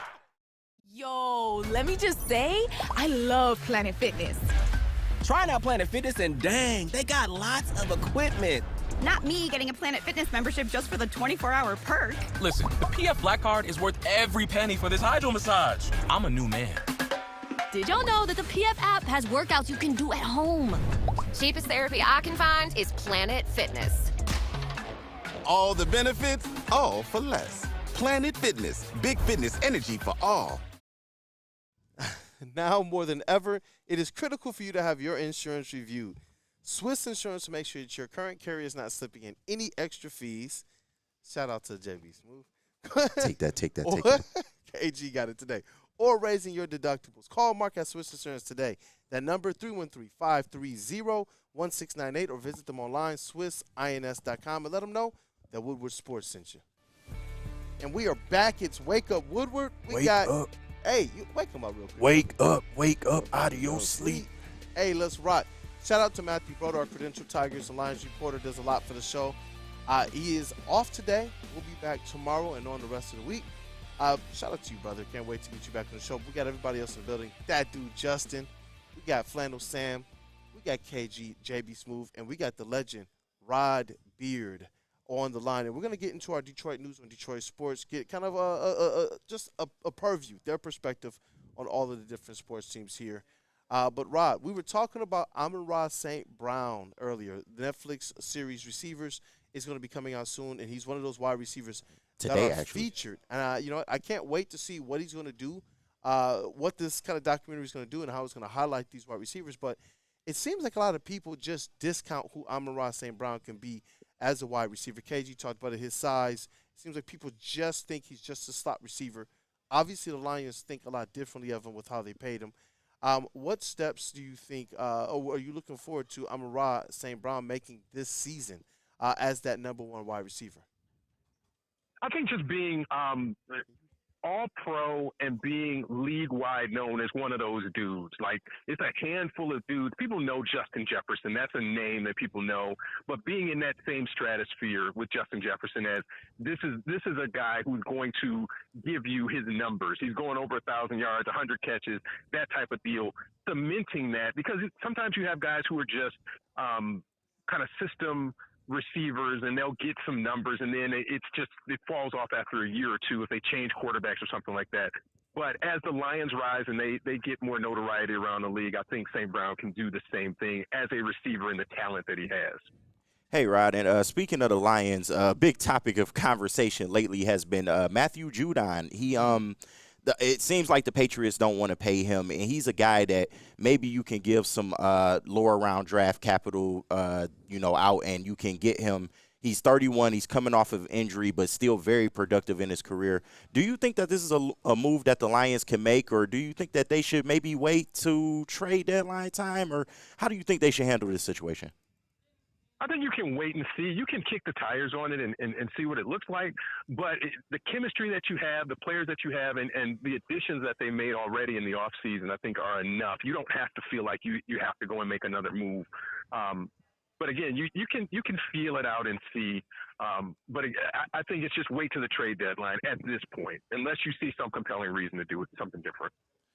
Yeah, and speaking of acquisitions, I want to switch gears to the Red Wings quickly because I believe the Vladimir Tarasenko news broke on last Wednesday night, which is bad timing for your schedule on our show. But you know what? Even though it's a week later, I want to get your thoughts on it. Adding a guy like Vladimir Tarasenko for the Red Wings, a guy who can play on the second line as a forward, a guy who in his prime was a 30-goal scorer, a guy who has won a Stanley Cup with the Florida Panthers last season when he was more of a role player, and won one with the St. Louis Blues in 2019 when he was arguably their best offensive player. What does that type of move, what can that do for the Detroit Red Wings, and does it slow down some of the anxiety of some fans who don't think Steve Yzerman has done enough in this free agency? Yeah, if you were able to maintain Fabry, I would have liked this a little bit more. If this was Tarasenko 4 or 5 years ago, I would have liked it a lot more. Sure. But it's the same thing we're talking about with the Pistons, that you need to bring in some vets to stabilize things and to show the younger guys what winning is like, how you prepare, what you do. If you get to the point in the regular season where you're in the playoff race and you need to win a couple of games, he's the guy that's going to make that play for you. I think you need a couple of guys like that, but I just don't think that they've added a big enough name. And in their case, it wasn't about cap management. Theirs was just sort of what can we do and can we retain our own guys? And so they got caught in the mix of that, where they couldn't do everything that they wanted to do, and they couldn't bring in a ton of really good guys either. So are they better than they were? Marginally, I guess, but it's not palpable that you say, hey, you don't feel as good about where the Red Wings are as you do about where the Pistons are in terms of their improvement in the offseason. Yeah, no, well, certainly. Although, of course, the Pistons had more to improve from, and you obviously know that. I'm not saying anything groundbreaking or anything. So, but yeah, I understand. It's kind of a wait and see game with the Detroit Red Wings. We'll see how it plays out on the ice, and we'll see if Steve Yzerman is even done. However, a team that may be done is the Detroit Tigers. Man, Ken Maeda can't start another game for the team, right? Not at all. I can't see how. If you just don't, it's Ken Maeda or my son. I mean, you got two choices here. We'll take your son. Take your son. In a heartbeat, please. Right, because it's just the outfielders have to be so frustrated with the amount of time they're going to the wall and trying to look up and like, okay, well, there's another ding. It's done. It's just every time he pitches, it's home run after home run after home run, and you don't feel like there's a game that you're in when he's pitching, and that's a frustrating thing for your order and for your team. I think you got to look at Kaner Montero as a guy that maybe that's the guy who steps into that spot, and just you can't do Maeda's. You've sent guys down to Toledo to work out some things. Maybe you do the same thing with him. Yeah, and just speaking of the Tigers overall, they're in such a perplexing position. A lot of people think they may still be in the race. They're 8 games out of the wild card. A lot of people think that they are done. They've dug too much of a hole for themselves. How would you approach their trade deadline strategy? Are they buyers? Are they sellers? What would you do if you're in the Tigers' position right now? I mean, if you can if you can deal Flaherty, that's something, and get something in return for it. I'm not dealing Skubal, just not. That sends a very bad message when you develop a guy through your minor league system, and then as soon as he gets good, you trade him off. I think they maybe made a mistake by not getting more bats. And people talked about J.D. Martinez in the offseason as a target that they could have gone after, and he was just sitting out and just waiting for somebody to come and get him. They didn't think they needed him, and they absolutely did. You can see the holes in the lineup where they just don't have the power and they don't have the pop to be able to generate runs when they need them. And this is the perfect – they had a 4-game win streak, and if they were going to get back in the wild card race, this was the time to do it, and they dropped that game last night. That was just an offensive struggle for the beginning, and then they figured it out. But you need another bat in that lineup. Yep, and Rod, just the last question for me. You know what, shame on us if we don't ask a fine Michigan man like yourself. But Sharon Moore is tearing up the recruiting trail right now. He's answering, you know what, JB Stop Smooth, hating, JB. He's our resident Spartan Stop that hate on over the show. there. Everybody else is all Michigan on this program, Rod. So I hope we are making you proud. But just talk to me a little bit about anything you've kind of picked up on with Michigan football, the job that Sharon Moore is doing. Because I'm starting to believe that maybe some people are underestimating what the Michigan Wolverines football team will be in this Big Ten. It seems like a lot of people just wrote them off. Like, hey, they're going to be, kind of national championship hungover. But Sharon Moore has been anything but that since being on the recruiting trail. Right, and I think the recruiting part is partly going to take care of itself. You win a national championship, everybody is going to want to come and play for you. What does this look like 2 years down the road is my question. And recruiting is always this mystery sort of thing. It's like the second round of the draft almost, is that everybody's going to get 4-star, 5-star guys. What does it look like when you put it all together? And when these guys actually start playing, what do they look like on the college field? And it's different than high school. And recruiting, I've always kind of turned off in my brain. Show me when you put on pads. Show me when you're in the lineup what you can do. We've seen 3-star guys who have succeeded, and even Tim Hardaway was like a 3-star guy. It wasn't a big recruit. When he got on the court at Michigan, though, he played. I'm just not a big recruiting guy. I'm a show me when you get on the court if you can ball, and if you can do it, you can do it. Spike Albrecht, another guy, not highly touted. Put him in the national championship game, though. That dude is on one. Legend. He's on one. So that's me in terms of college athletics. Is the recruiting, the stars, the rankings, all of that stuff is one thing. Show me you can play. Hey, that's well said. I think we got one more question. We got that dude, Justin. He got on his Michigan basketball hoodie. That was one of the places that Rod did a lot of work, man. What up, though, that dude, Justin? Well, Rod, one place where I do a lot of work, that is in the arena of hockey, and I got to ask you a question about why you think that the Red Wings only got marginally better, because they improved their biggest need in the goaltending spot. They also brought in Tarasenko, who had more points than Perron. He played just as many games. He's just as physical, and the kids are ready. So why would you say that it's only marginally better? Well, I agree with you on the goaltending. They did go out and attack that position that they absolutely needed to get. Tarasenko, in terms of where he is right now, again, I would say if it were a few years ago, I'd feel better about it. But same idea. When we get on the ice, let's see if it all kind of melds together and gels. So maybe not marginally better. I'm not excited. I'm not as excited about what they did. Okay, that's fair. That's fair. Because Tarasenko has taken a step back, so I will respect that opinion. I just think that it is for the AAV, because I look at it as you got Kane and you got Tarasenko for the same price that the Predators got Stamkos. And that production. What? Now it just has to work out. Exactly. And as Rod said, he wants to see it on the ice. So I guess we got to wait and see. But if they would you be more excited by getting Stamkos or Tarasenko and Kane? Tarasenko and Kane. Okay, that's fair too. But it's the same thing that we were talking about. Is does the big name get you more excited, and is it going to produce more goals for you in addition to the goaltending that you got? It's just wait and see. And Stamkos has that star quality that I think they might need a little bit more of. We've seen Kane be very steady, and Tarasenko is going to be steady, but are they going to be star quality? Which still remains to be seen. Well, the one thing with Stamkos where his star quality has kind of lacked lately is he was minus 21 the last year, and he was very power play dependent for his points, unlike Tarasenko and Kane. So that's why I'm more optimistic about the Tarasenko-Kane duo instead of Stamkos. And the Wings need to convert on power plays, too. That's the other piece of that. 100%, and I think it will be better with Tarasenko there instead of Perron. Well, we'll see that. We'll see. We'll see. PDJ. Yeah, but thank you for your time, Rod. I appreciate it. Anytime. Thanks. Thank you, brother. Thank you. And that's it. Any last questions? Hey, comments? I mean, I just appreciate you always coming on, Rod. You always bring the knowledge, and I especially love talking to you about the Pistons, man. You usually make me feel better, and if not better, more informed. I'll say that. Sometimes it's not always better, but it's what we all need to hear, you know? Yep. It's a discussion. I'm not always right on everything, but we have a discussion and we share ideas and points of view. That's all this is about. Yeah, and I love it. That was one of the things early on when we kind of started this Woodward Pistons podcast and such with Rod, and I'm grateful, man, just to look back at all the different episodes we've done. He said, hey, let's make it about the conversation. Let's just make it about how we feel. Like if we know ball, if we know these teams, if we're doing our homework, the conversation will take care of itself. Yes, sir. And Rod, every single time he joins the show, he drops heat. Yeah. Chat family loves it.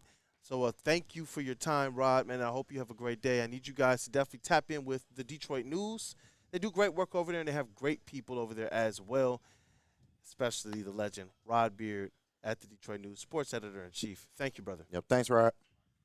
All right, guys, have a good week. All right, brother, have a good day. All right. Yes, sir. All right, we got some bills to pay? He said, oh, yeah. It's always bills to pay, Are we doubling up, or we do one read? Oh, yeah. Detroit sign shirt. Let's go. No. Are you tired of wearing the same old Detroit sports merch? Absolutely. It's a new era in sports wearables, new designs, amazing apparel, and the ultimate swag. Check out Woodward Sports' latest gear at woodwardsports.com and click shop. Hoodies, tees, and the hats that are guaranteed to turn heads. Get the latest designs today at woodwardsports.com and click shop. Get all of the best Detroit sports merch from the WSN Merch online store. Braylon Edwards here, Premier Pet Supply. Man, just looking around, who's got it better than pets?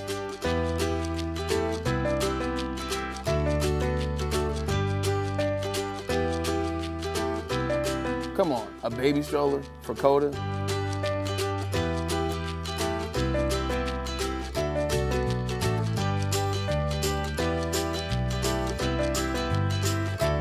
A chef for Lola? Really?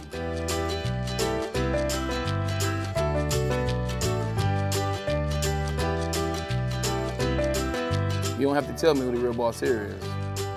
Who's got it better than pets? Nobody, especially here at Premier Pet Supply. For over 30 years and more than 13 locations, Premier Pet Supply has everything that your pet can dream of, and guess what? It's all under one roof. Premier Pet Supply, family owned, operated, and proud to call Metro Detroit home. Check out premierpetsupply.com or scan the QR code today. Who's got it better than pets? Nobody! Thank you to the Detroit Lions and Sheila Hamp for the best season in Lions history. Now it's time to let Brad Holmes cook. Woodward Sports. Come to any Lady Jane's Haircuts for Men and claim your throne for a king's treatment from one of our talented stylists. Open 7 days a week, walk in anytime. Just get to a Lady Jane's today and receive a precision haircut, scalp massage, hot lather neck shave, and a hot towel treatment. A haircut should not be a chore. It should be an experience. And that's exactly what Lady Jane's has to offer. Open 7 days a week, walk-ins are always welcome. There's always a location near you. Lady Jane's Haircuts for Men, it's wicked awesome. Dreaming of a new home but feeling the financial pinch? Mark White & Associates, your trusted real estate experts, are here to help. Mark White and his team will pay up to $5,000 of your closing costs. That's right, I said $5,000. Call Mark White & Associates today at 248-290-8242 or visit them at markwhitesells.com. Again, call Mark White today at 248-290-8242 to make your dreams come true. Welcome back to Wake Up Woodward. We are live at Feldman Chevrolet of Novi. It is Michigan's #1 Chevy dealer. And we're not just here just talking as if, hey, you know what, these are clients, these are partners. No, they've actually taken care of people like you, people like Broder on this Wake Up Woodward show. And it's an awesome time every time. It's, to know you got to do the business. Everyone has to have a car. Do it with some great people like at Feldman Chevrolet of Novi. I mean, and honestly, I don't tell people to do this enough, but if you do come to Feldman Chevrolet Novi or even any Feldman location, say Woodward Sports sent you. Hey. Like that's right. You know, they'll know exactly who you're talking about. They'll get that kind of, oh yeah, Woodward Sports, hell yeah. And then they'll, like I said, their sales team is awesome. They've helped out myself and Matt Broder, and they can help you out too. It's a very smooth and painless experience. Hey, and shout out to our brother Broder, our credentialed Tigers and Lions reporter and writer. I want to make sure That there's a presence on the show for all of our crew, whether we're here in person or not, because there's people who do a lot every single day. So shout out to Broder. If he was here, since he's not here, I can't do as much, freaky commentary. FAB. As he normally would do. So shout out to Broder, man. We missed the freakiness. It was a little bit missing after the Guardian alarm read. It was. I was man. like, man. It was. Man. But you know what? I know that somewhere, wherever Broder is, Looking I know for he's Lizzie. tapped in. He's looking for Lizzie, but I know FAB after the Guardian read. I can feel it in the spirit, brother. But can't wait to get you back on the show. We got everybody else, a part of the Woo crew that is here. That dude Justin, Flannel Sam, KG, JB Smooth, and your boy Kool-Aid. And we talked a little bit about Jaden Ivey. And before we get into cooking up, I want to be able to ask you guys a question because we got a couple players who were drafted here with some high expectations, some high hopes, and we're still waiting for them to kind of break out. The Detroit way. Listen, Pistons, Lions, breakout incoming, Jaden Ivey or Jamison Williams? Ooh, hey, guess what? Uh-oh. Jamison Williams. Woo!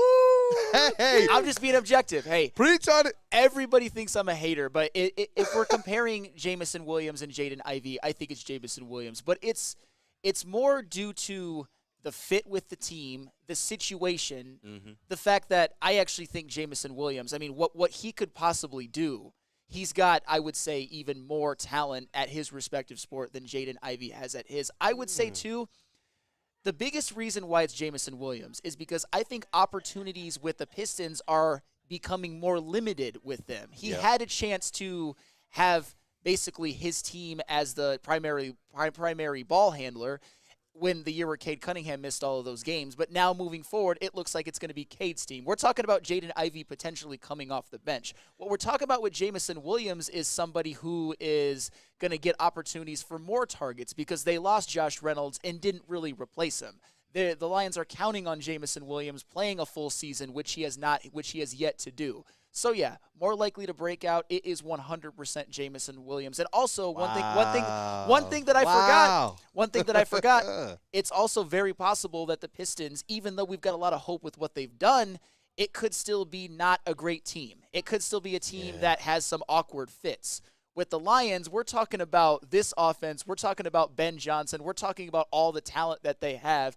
Jamison Williams can kind of just fit in and be used appropriately. So, yeah, give me Jamison Williams over Jaden Ivey in terms of more likely to break out. Dirty Dr. D. Wow, Sam. And he put 3 exclamation marks after there. So that's Herb Nash, I am in shock. Pause. Yeah. I don't know what the pause is for, but you know what? J-Mo, I think what this conversation really boils down to is this. We've seen Jaden Ivey really get his opportunity. Jamison Williams in year 3 is going to get his opportunity now. He's going to get his targets, and we're going to be able to see what he can do. Jaden Ivey, what we did see is this. He is a good basketball player. He is an above-average NBA basketball player with room to grow. And so it's a little bit harder for him. Like what would a breakout year be for him? For Jamison Williams, a breakout year for him, we're talking about stats that are probably pedestrian when you're talking about a wide receiver number 1 or maybe even a wide receiver number 2, depending on the systems you're in. With Jaden Ivey, he has gone and put up 14, 15 points a game. He's gone out there and gotten assist totals. He is a decent three-point shooter, 34% from behind the arc. What would a breakout season have to be for Jaden Ivey since he's already proven to be a little bit more, in my opinion, average at his sport than J-Mo has to this point? Easy, more efficiency. Thank you. He would have to be way more efficient from the 3 at the rim and things of that nature. Like, we've seen flashes. We know the athletic ability is there. But if you're not hitting the shots, if you're not making the layups, then it's all flash, Sure. I mean, and this isn't meant to put too much pressure on a Jaden Ivey. I'm not saying he's going to win it, but you hit the nail on the head, KG. Efficiency. He's not going to put up monster numbers if he's a 6th man. But if he's somebody that could at least be in the consideration, not for 6th man of the year, but hey, if he's as good as some people think that he is, if he's as good as, say, Stick thinks that he is, if he gets his opportunity on the 2nd unit with a 2nd unit that fits around him well, he could probably put up, I don't know, 12, 13 points a game, 5 assists, hopefully above 35% from 3, more efficient at the rim, and maybe above 45% from the floor.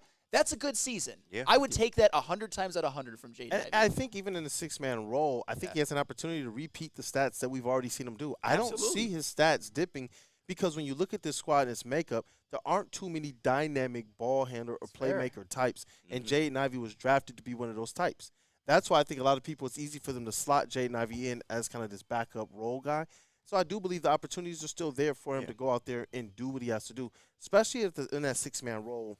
We saw this a lot with Corliss Williamson. If you watched the 2004 Pistons, the opportunities you have is if you come in and you're on fire, they just keep giving you the rock. And that's what we saw. There were certain games where Corliss didn't really have it, get his 10 points. Some games he go out there and it's 20, and they gave him the space to do that. Jaden Ivey will get the opportunities. It's just about, I think you said it perfectly, that efficiency. You hit the nail on the head too, man. Like, he's the sixth man on this team. To me, that's a perfect role for him to be able to flourish. It's not a slight, man. A sixth man, you're the first person off the bench. You're probably getting starter-like minutes at the six, especially on a team like this that's going to need to showcase a lot of their young talent. So don't look at it as a slight, man. He's going to get a lot of damn near starter quality minutes. It's just up to him what he does with them. Yeah, and then with J-Mo, I know we've talked about this before, what a breakout season looks like, and sometimes we're a little bit modest, but if he really gets those number 2 targets that we hear the team talking about, Dan Campbell, the head coach, talking about, what should a breakout year look like? I don't want the modest ones. I don't want well, if he gets to like 600 yards or this, what is Jamison Williams this year to you? I mean, a breakout to me, that's 1,000. And it could be 1,000, I guess, all purpose if you want to say that. But he's got to touch 1,000 in order for it to be considered a true breakout season. But I don't necessarily need that from him. But I do need to see improvements in yardage, more touchdowns, because we know he's a touchdown machine, especially if you get the ball in his hands in open space. He's damn near a walking score. So I just need to see a little bit more yardage, maybe like 400 to 500 more yards and more touchdowns. And to me, that's good enough for me. I appreciate you saying that. This is the conundrum when it comes to Jamison Williams, and this isn't hate, by the way. If the Lions win the Super Bowl and Jamison Williams makes plays along the way and is a contributor, it's not really important what his stats are. I mean, if last season the Lions were able to hang on in the NFC Championship game and then they go on and beat the Chiefs in the Super Bowl, even myself, even Flannel Sam would have looked more towards the good moments than the things about Jamison Williams that he has not done so far. But there's also the fact of, on a personal level, as the number 12 overall pick, I'm not saying I have to see 1,000 receiving yards this season. What I would like to see, if I'm just going off of numbers, something like between 800 and 1,100 all-purpose yards, maybe 7 touchdowns. It's just, but he's got to hit numbers at some point, because one thing I get a little bit tired of seeing, and I saw it from Matt Broder in the chat, by the way, on Monday. I wish you were here to defend yourself, but that's tomorrow. And you see this with a lot of the J-Mo truthers. Oh, even him just being on the field just changes defenses so much. He already makes an impact. Oh, he opens up the field so much. Oh, did you see his run blocking on the David Montgomery run? The offense. But my thing is, yeah, that's all well and good. But you can't have it to where even if he doesn't produce, just his presence alone makes you victory lap Jamison Williams. That's the stuff that gets on my nerves. He's got to put up numbers for him personally to have a breakout season. But I did give the caveat, if the Lions win the Super Bowl and J-Mo is a contributing factor, I will be fine, because it's an effing Super Bowl with the Lions. You know what? You said effing. John effing Lord said, someone tell D-Mac, Flannel believes in role players now. And you know what? It's wild. I'm proud of both of you guys, because I thought I was going to get a vanilla answer. I thought I was going to get the, 750 yards, maybe 4 or 5 touchdowns. Both of you guys are expecting him to go out there, if you're going to consider it a breakout, and do work. 800 to 1,100 all-purpose, 1,000 all-purpose. Obviously, the receiving yards are something that you got to look at, because you got some playmakers on that side of the ball, especially when you include the running back of Jahmyr Gibbs as well. But I feel like set that 1,000-yard all-purpose mark. Go out there and absolutely do work. Don't shy away from the opportunities. And you know what? People might have forgotten about this, but I'm a man of integrity, so I'll even tell on myself. I said on a previous show, I don't even remember the date, that if Jamison Williams has 1,000 receiving yards, I will buy a Jamison Williams jersey. Ooh, and I will wear it. Wax. We got to, It's on wax. Yes. JB, you have to track that this season. J-Mo jersey watch for Flannel Sam. We got to track that, man. Oh, trust me, I'm gonna keep track. We Bro, we got about that. to turn this into It's a on wax. social thing too. It's on wax. And John effing Lord. Again, this is something where I think my opinion on role players is misrepresented. I think severely. I'll give you. I'm not going to go off too long You on have this. been pretty hard on role players. Here's what I'll say. I will give you the best example that I know. In my opinion, the greatest role player in the history of American team sports Don't is say Robert Ben Horry. Wallace. It's Okay, Robert good. Horry. Yeah, Ben Wallace isn't a role player, though. I know that. It's Robert Is Horry. he a Hall of Famer, though? Robert Horry? No. Ben Wallace? No. Is Robert Horry a Hall of Famer? Okay, okay. Every time I throw the line to get him back in the graces, he just flubs it every time, man. But here's the thing. Here's the thing with Robert Horry. We all He got know beef stew hands. We all know that he Put made it on him too. Like, go ahead, my bad. Pause. I laid it up perfect for him. Is Ben Wallace Hall of Famer? No. Now you know how K feels. But again, he is in the Hall of Fame. I'm not gonna try to deny reality or anything like that. Whoa. And I know we got to pay some bills, but Randall Smalls. Oh, I thought you had breaking news. I was getting excited. You know what? $100 super chat, Oh, man. oh, Pizza wow. party That is on breaking me. news. My bad. Guys, Randall Smalls. Wow. Dog, you know what? shout out. Randall, hit us up. Any of us on socials or email us, man. We'll get you some merch, man. Yeah, bro. Look at the Woodward Sports shop and let us know what it is that you would like. Y'all must really like us. We, golly, man, we appreciate you. I'm just like, that is breaking That's the news. biggest one I've seen since I've been here. I'm grateful. I'm grateful, Very man. grateful. Yeah, Thank you, Randall. Honestly, golly, that's the only thing that could make me not finish my thought. Unless you guys want me to. We don't have to. Finish your Okay, thought. okay. We'll pay some bills and we'll Okay. get into what's cooking. Definitely. The example of Robert Horry I gave is because Robert Horry made a ton of big plays on the way to his team's winning a championship. Us Pistons fans heartbreakingly know probably the biggest of them all. But you also have to remember that a Game 4 Western Conference Finals down 2-1 where Vlade Divac stupidly tapped the ball out and Robert Horry drained a three. He made a ton of big plays. I was so hurt. But you also have to remember, too, when it comes to the championships that were won with Robert Horry on their team, the ones in the mid-'90s, those were Hakeem's championships. Hakeem was the man, and then the second year, kind of a past his prime Clyde Drexler. When it came to the three-peat Lakers, Shaq was the best player in the world, and of course Kobe was Shaq and Kobe were arguably the best NBA duo of all time. I wouldn't even say arguably. And then with the Spurs, you had who I believe in 05 and 07 was the best player in the world on the team in Tim Duncan. And of course, Tony Parker was the Finals MVP in 07, and those guys were emerging. My point is that Robert Horry is a damn good role player. A lot of role players are damn good role players. Darren McCarty's a damn good role player. Danny Green is a damn good role player. Oh, Danny Green. But you got to look back on some of those teams. Hakeem Olajuwon. Sean Elliott. Yeah, Hakeem Olajuwon. Shaq and Kobe. Duncan, Ginobili, Parker. If you look at Danny Green, Kawhi Leonard, LeBron and AD. And then back with the Spurs, you had past your prime Duncan, Ginobili, Parker, and an emerging Kawhi Leonard. Darren McCarty. If you want me to use Chris Draper as a better example, I'll use Chris Draper. Look at those 97-98 wings. Look how talented they were. Stevie Y, Sergey, Shanahan, Lidstrom, and 97 before, unfortunately, his tragic accident, Konstantinov. You look at 2002, maybe the most talented Red team Wings ever. Are cheat. They are cheat code. Role players were stars. 2002, the most talented team in NHL history, like 10 Hall of Famers. 2008, they kind of revamped it with Pavel Datsyuk, Henrik Zetterberg, and a still in his prime. Ridiculous, dog. The still in his prime, the 20-year prime of Nick Lidstrom. Yep. Those are the guys Lidstrom, that are right. truly the irreplaceables. Role players are valuable, but y'all come at me like role players are every bit as important. Robert Horry was not as important to the Los Angeles Lakers as Shaq was. You can't even argue that. Robert Horry was not as valuable to the Rockets as Hakeem Olajuwon. Robert Horry was not as valuable to the Spurs as Tim Duncan, Ginobili, or Parker. There's levels to this. That's my view on role players. And I made it clear. Thank you, Rando Smalls, again. Yeah. And hopefully this clears some things up. I'm sure it won't, but that's okay. Yeah, and shout out to you, Rando, as well as your service, man. I saw some of the comments that you put in the chat, man. Just thank you again for your support of us in multiple ways, more than just what you do for the Super Chat, but what you have done in your life in the service. So thank you again. I saw you said you're going to get your information over to Broder.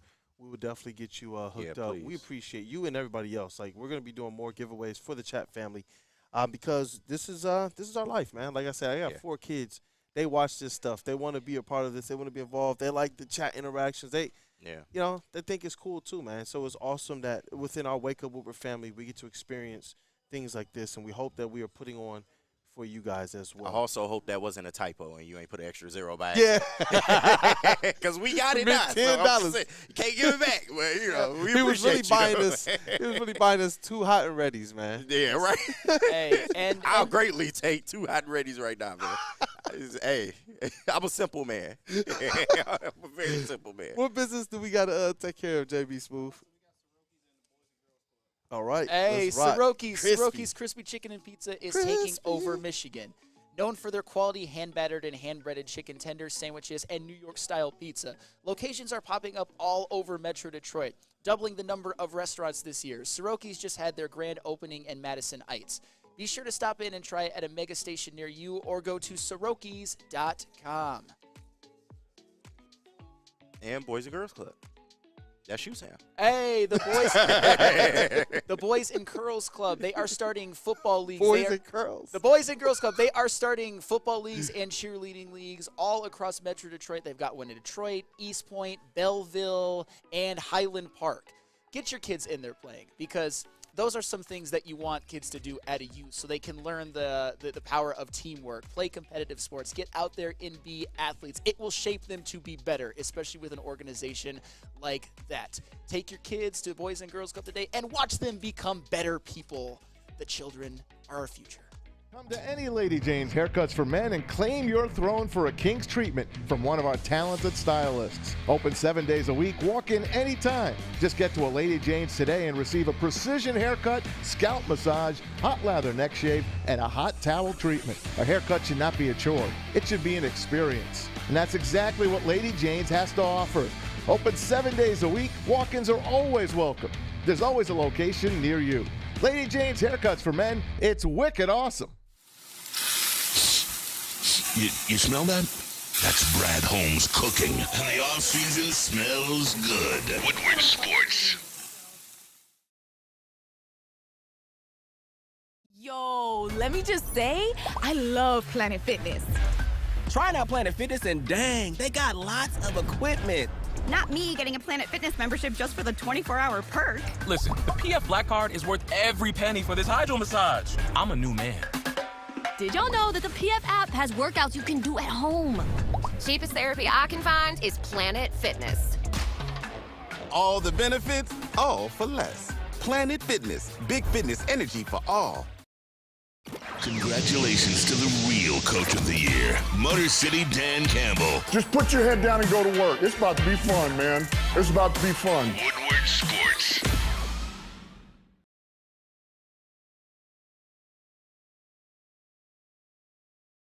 Attention sports fans, don't miss out on expert sports injury insights with Dr. Jeff Pierce of Michigan Sports and Spine. Join him every Tuesday on Big D Energy, every Thursday on Ermanni and Edwards of Mass, where he's offering you the top-notch injury advice. Trust the guy that D-Mac trusts. I'm talking about 4-time Stanley Cup winner, D-Mac.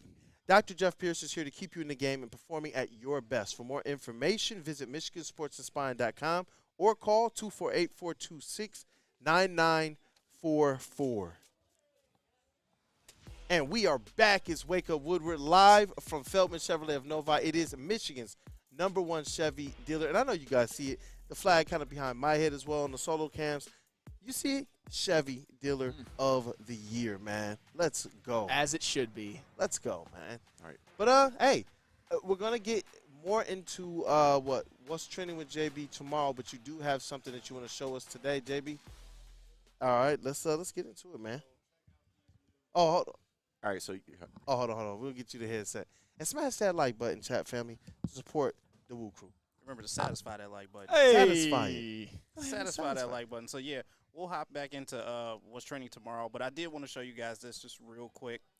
The new 2K covers just dropped. So, the first one are the standard and the WNBA edition. You got Jason Tatum and Asia Wilson as well, too. I mean, nice, respectable covers. Yeah. I don't mind that. But now you got the All-Star and the Hall of Fame edition covers. with Jason Tatum and Asia Wilson, and then the Hall of Fame cover features Vince Carter. Hey, Vince Carter. Look, I need your take on it. I need KG's take on it as well, and then Flannel and I will give our take. All right.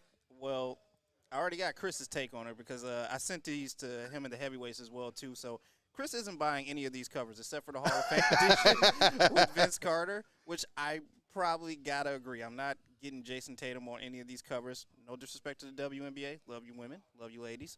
But the Hall of Fame cover looks the best out of all of these. That I'm is so just fire, saying. bro. The Hall of Fame cover is the best one out of all of them. KG, what you think? All right, first off, the Tatum cover, y'all got to do better, man. He just won a chip. Like, what is that? Like, the regular one is just, it's okay, it's him getting hype. There's no trophy. It's no flair, man. Like, the Asia Wilson cover, I would buy that cover because she's holding the trophy. I don't know whether that's the championship or the MVP trophy, but she's holding the trophy. It looks good. But that Hall of Fame edition, and me just being a Vince Carter fan, period, automatic, man. They got the gold dripping off of him. You know, he just retired recently, and was he inducted? He was inducted into something. I think they retired his jersey or something. But yeah, absolutely very deserving of the Hall of Fame edition cover. I will be getting that cover. Yeah, that one is cold. It's like I remember watching those dunk contests. He absolutely didn't just absolutely own the dunk contest. He owned All-Star Weekend. Like it's ingrained in my mind. Let's seeing go him home. Like, yep, let's over. go home. Like, Kenny Smith, that'll never leave my head. Let's go home. Yeah, I remember like it was yesterday. The Hall of Fame cover is great. And you're right, man. Jason Tatum. To see it even side by side with the WNBA champion, it's like it's not. Tatum it's not doesn't have hitting. no trophy. It's no he has flair. Nothing. They were like, you know what? Y'all just making his image worse. Y'all know people already kind of be on this case about being a cringe and a weirdo. They were like, you ain't win the Finals MVP. Yeah. No, seriously. If that would have been last year and it was Nikola Jokic the year before Curry, the year before Giannis, the year before LeBron, I think there'd be a trophy. But the reality of the situation is that Jason Tatum, him not winning Finals MVP, you could argue he deserved it, but he didn't have such an edge over Jaylen Brown that you had to give it to him. The fact that he didn't get it means that there are levels to this. And I think 2K, I don't know if they're subconsciously punishing him or consciously punishing him. It's just when it comes to Jason Tatum, we can give him all the flowers in the world for what the team accomplished. And he was a great draft pick, is going to go down as one of the all-time great Celtics. Jaylen Brown's team. It could be. But when That's Jaylen Brown's team. But what this tells me is that when you think of the greats, the all-time greats, every single one of them, besides for Steph Curry and Isaiah Thomas, have multiple Finals MVPs. And Steph Curry and Isaiah Thomas were big parts of multiple championship teams. If you want to include Oscar Robertson, maybe Moses Malone. But you get my drift. Like LeBron, Kobe, MJ, Hakeem, Shaq, all have multiple Finals MVPs. And Jason Tatum, he didn't get one. He didn't. As far as the Hall of Fame cover goes, that was the greatest dunk contest win of all time. I don't like Vince Carter representing a Hall of Fame cover. He's in the same wing of the Hall of Fame as Carmelo Anthony is. He's not in the same room of the all-time greats. He's going to get in, though, most likely. Oh, of course he is. Vince Carter's no doubt a Hall of Famer, but there's levels to this. No, most definitely. And then just with the Tatum cover, yeah, like you said, Jaylen Brown won Eastern Conference MVP and Finals MVP. Why not Jaylen Brown? I'm not trying to be a hater, but because Jason Tatum's the better player. I get it, but for this year and everything Jaylen Brown contributed, I would think you would choose him for the cover. Same thing happened with the Pistons, though. Ben Wallace got on the cover, even though Chauncey Billups was the guy who wound up winning that Finals MVP. Yeah. So good decision too. That's one of the best 2Ks, if not the best 2K ever. Oh yeah, and I love made. the cover. I love the cover. Ben Wallace, man, he just doesn't miss. Yeah, unless it's free throws.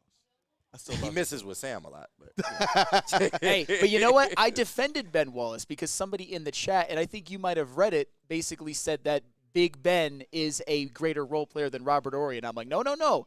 Ben Wallace is not a role player. All right. Ben Wallace is not a role player. Somewhat of a compliment. Let's go. He was. We'll take that. We'll take that. Like I said, role players are guys like Robert Horry and Danny Green, not Ben Wallace. I'm just trying to get you to clean it up before you come to the studio one day. Like, you going to have to answer for these comments one day. Like, hold on, man. Like, Greg Kelser, one of the best Spartans of all time. Yeah. Okay, cool. Right, Because Greg will be in studio tomorrow. Shout out. Via Wake Up Woodward. Be on in Woodward studio, Sports. Man. I can't wait. Looking It's going to be in forward to studio. Look forward to it. I asked him, I was like, listen, is there anything we can do for you? He just said, look, just give me some tea. I'm straight. All right. We got you. Oh, Hey, yeah. We'll get I you the can't best wait. tea Birmingham roast can muster. Yeah, listen, man. Like we said, he's watched a lot of Pistons basketball. I need you guys to get your mailbag questions in. But he's watched a lot of Pistons basketball. I'm looking forward to his takes because he's been unfiltered talking about the Pistons this offseason. So. We couldn't get into it on E&E for real. I really want to get him on Wake Up Woodward and ask him the tough questions. Oh, yeah. I can't wait, man. But let's get that Feldman read, and we'll get into some of these mailbag questions and get you guys on your way to Big D Energy. Hey, where are we at right now? The Hey, lovely the Feldman. #1 dealership in Michigan. Absolutely. Always reminded of the time that Feldman saved me from weeks without a car. And they have 18 locations. There's a Feldman dealership in your backyard. Since 1996, Feldman Automotive has been driven to provide a fast, convenient, and first-class car buying experience called the Feldman Advantage. Visit feldmanauto.com to find the location nearest you. Catch Woodward Sports Network from Feldman Chevrolet of Novi live today. Big D Energy is going to be here from 11 to 1 right after this. And I believe we will be back about a month from today. So come into Feldman, get yourself a car, and if you're lucky, and if you plan it right, come say hello to us as well. Hey, that's what's up, man. Hey, I don't know if you guys saw any mailbag questions in there. I wasn't See if looking. some of the Let people me put see. some mailbag questions. Drop in y'all there. mailbag questions in there. And there's no Broder today, so if you got some wrestling questions, get them off. Let's rock. Get them off. Oh, man. And shout out to I Broder think as I well, see man. one. We'll get it back in here. Randall Smalls. Okay, if Tigers are in a mini rebuild at the deadline, we can see Foley, Miller, Vest, Rogers, or other catcher, Gio, Canna, maybe even Baez. When they deal, what positions are they trading for? I think is what he was saying.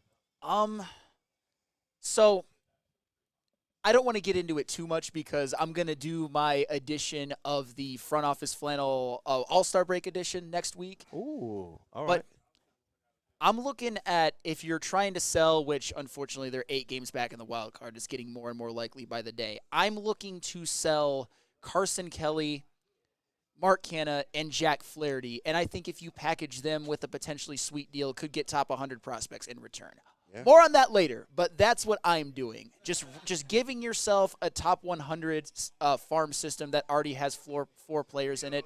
Give the Tigers, if nothing else, one of the best farm systems in all of Major League Baseball. Give it like an Orioles like a farm system. Damn, the Orioles are unfair, man. Right back at you, Flannel. Xavier D. Mailbag. Over under on Raymond scoring over under on Raymond scoring 40 goals. Under. That isn't hate. It's just 40 goals is really difficult to do in the NHL. I've got him for, I would say, something like 36, 37 goals and 45 assists. Got Justin in the back. All right. Shout out to that dude, 40 goals is that's a big leap. Come on. I have faith, Flannel. Shout out to that dude, Justin, man. Right. Oh, man. Did you see the other ones in there, KG? Mailbag, is it football season yet? From Freddie Felt, is it football season yet? Almost, man. Almost there. The dog days are officially here. August 8th, we get to see our Detroit Lions play, albeit preseason. Yep. But it's just, bro, we are less than a month away from Detroit Lions football. Yeah. I appreciate the question from Freddie. It's like I understand it, man, because this is the most anticipated Lions season in the history of the Detroit Lions, man. Yeah. Oh, and not even close. My Hendon Hooker people, we gonna see him. We gonna see. We gonna see. Hendon Hooker season all August. Let's go. KG, I feel like every time he has an incomplete pass, you're just gonna be like, ha. No, it's not that. I want him to be good, so that way I know if golf goes down, we have an insurance policy. That's fair. all. That's all. So you're going from Javi watch to Hendon watch. We might need a Maeda watch. I'm trying to seriously. I'm trying to get Neil on that, man. We might need to do a case study on that. But mailbag. Everyone who get chopped on the chest from Gunther. Oh, what? Okay. So everyone, who would you much rather get a chop on the chest from? This is a wrestling question. Gunther, John Moxley, Jay White, or Hangman Adam Page? Okay. It's not Gunther. I know that. Yeah, JB, I'll let you answer this one too. Definitely not Gunther, man. You get a chop from him, your chest gonna fall off. I would say I would say Hangman. I mean, Hangman does good chops, but I feel like I can eat one of those paws. What about you, JP? Gunther's definitely a no-go for me. I'd probably say either Jay White or John Moxley, just because I feel like the match would probably be a lot better. What do you think?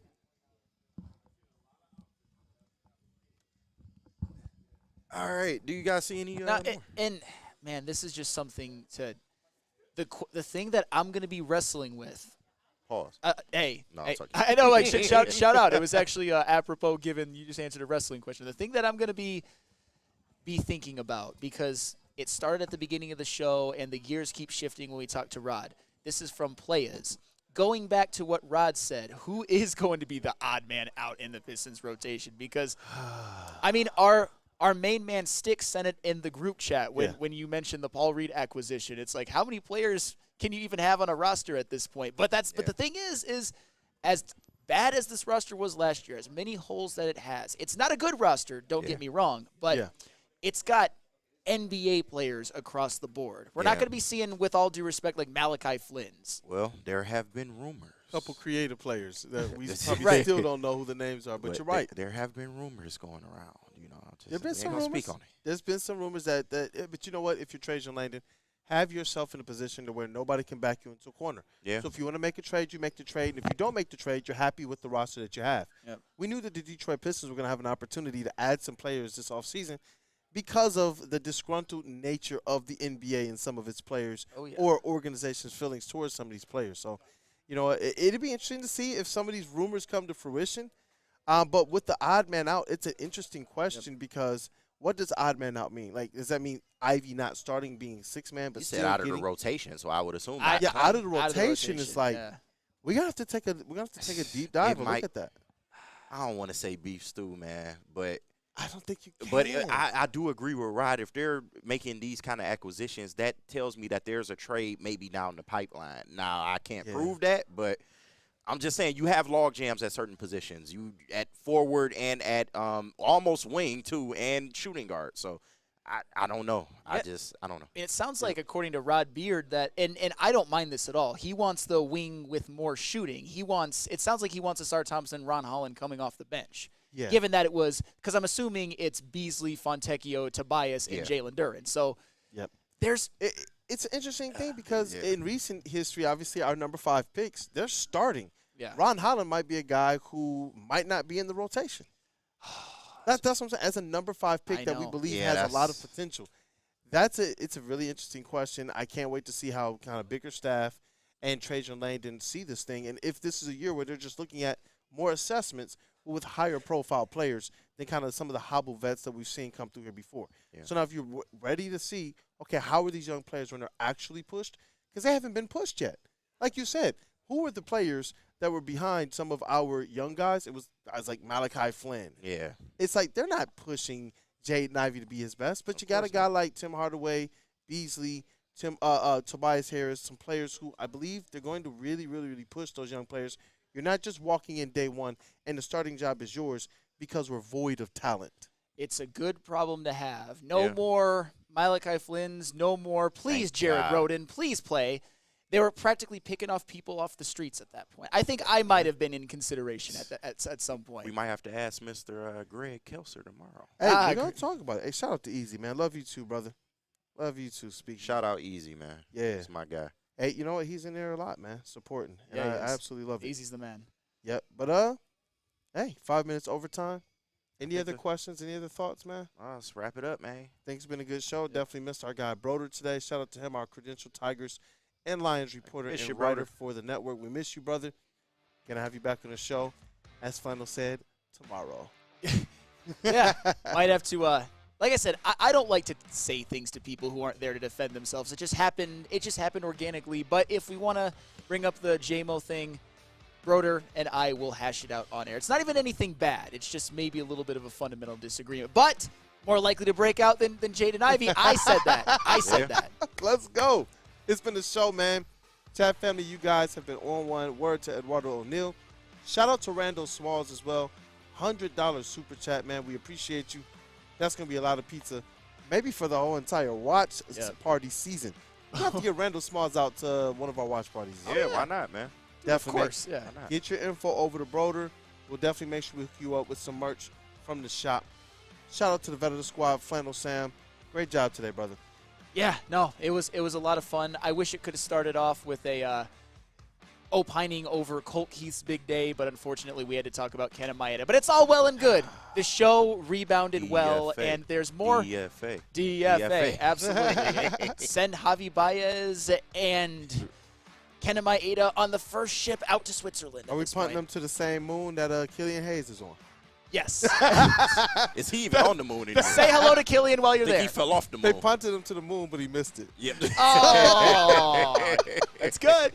Shout out to that dude, Justin, as well. Right, in the back with his looks. What up, that dude, Justin? Say what up to the people, man.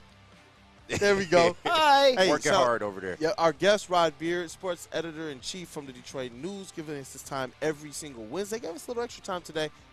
Shout out to Woodward Sports MVP, JB Smooth in the TD space. No cameras, please. No Friday photos. show is right around the way. And you know what? People said that camera got y'all looking jacked, and I feel like that's disrespectful.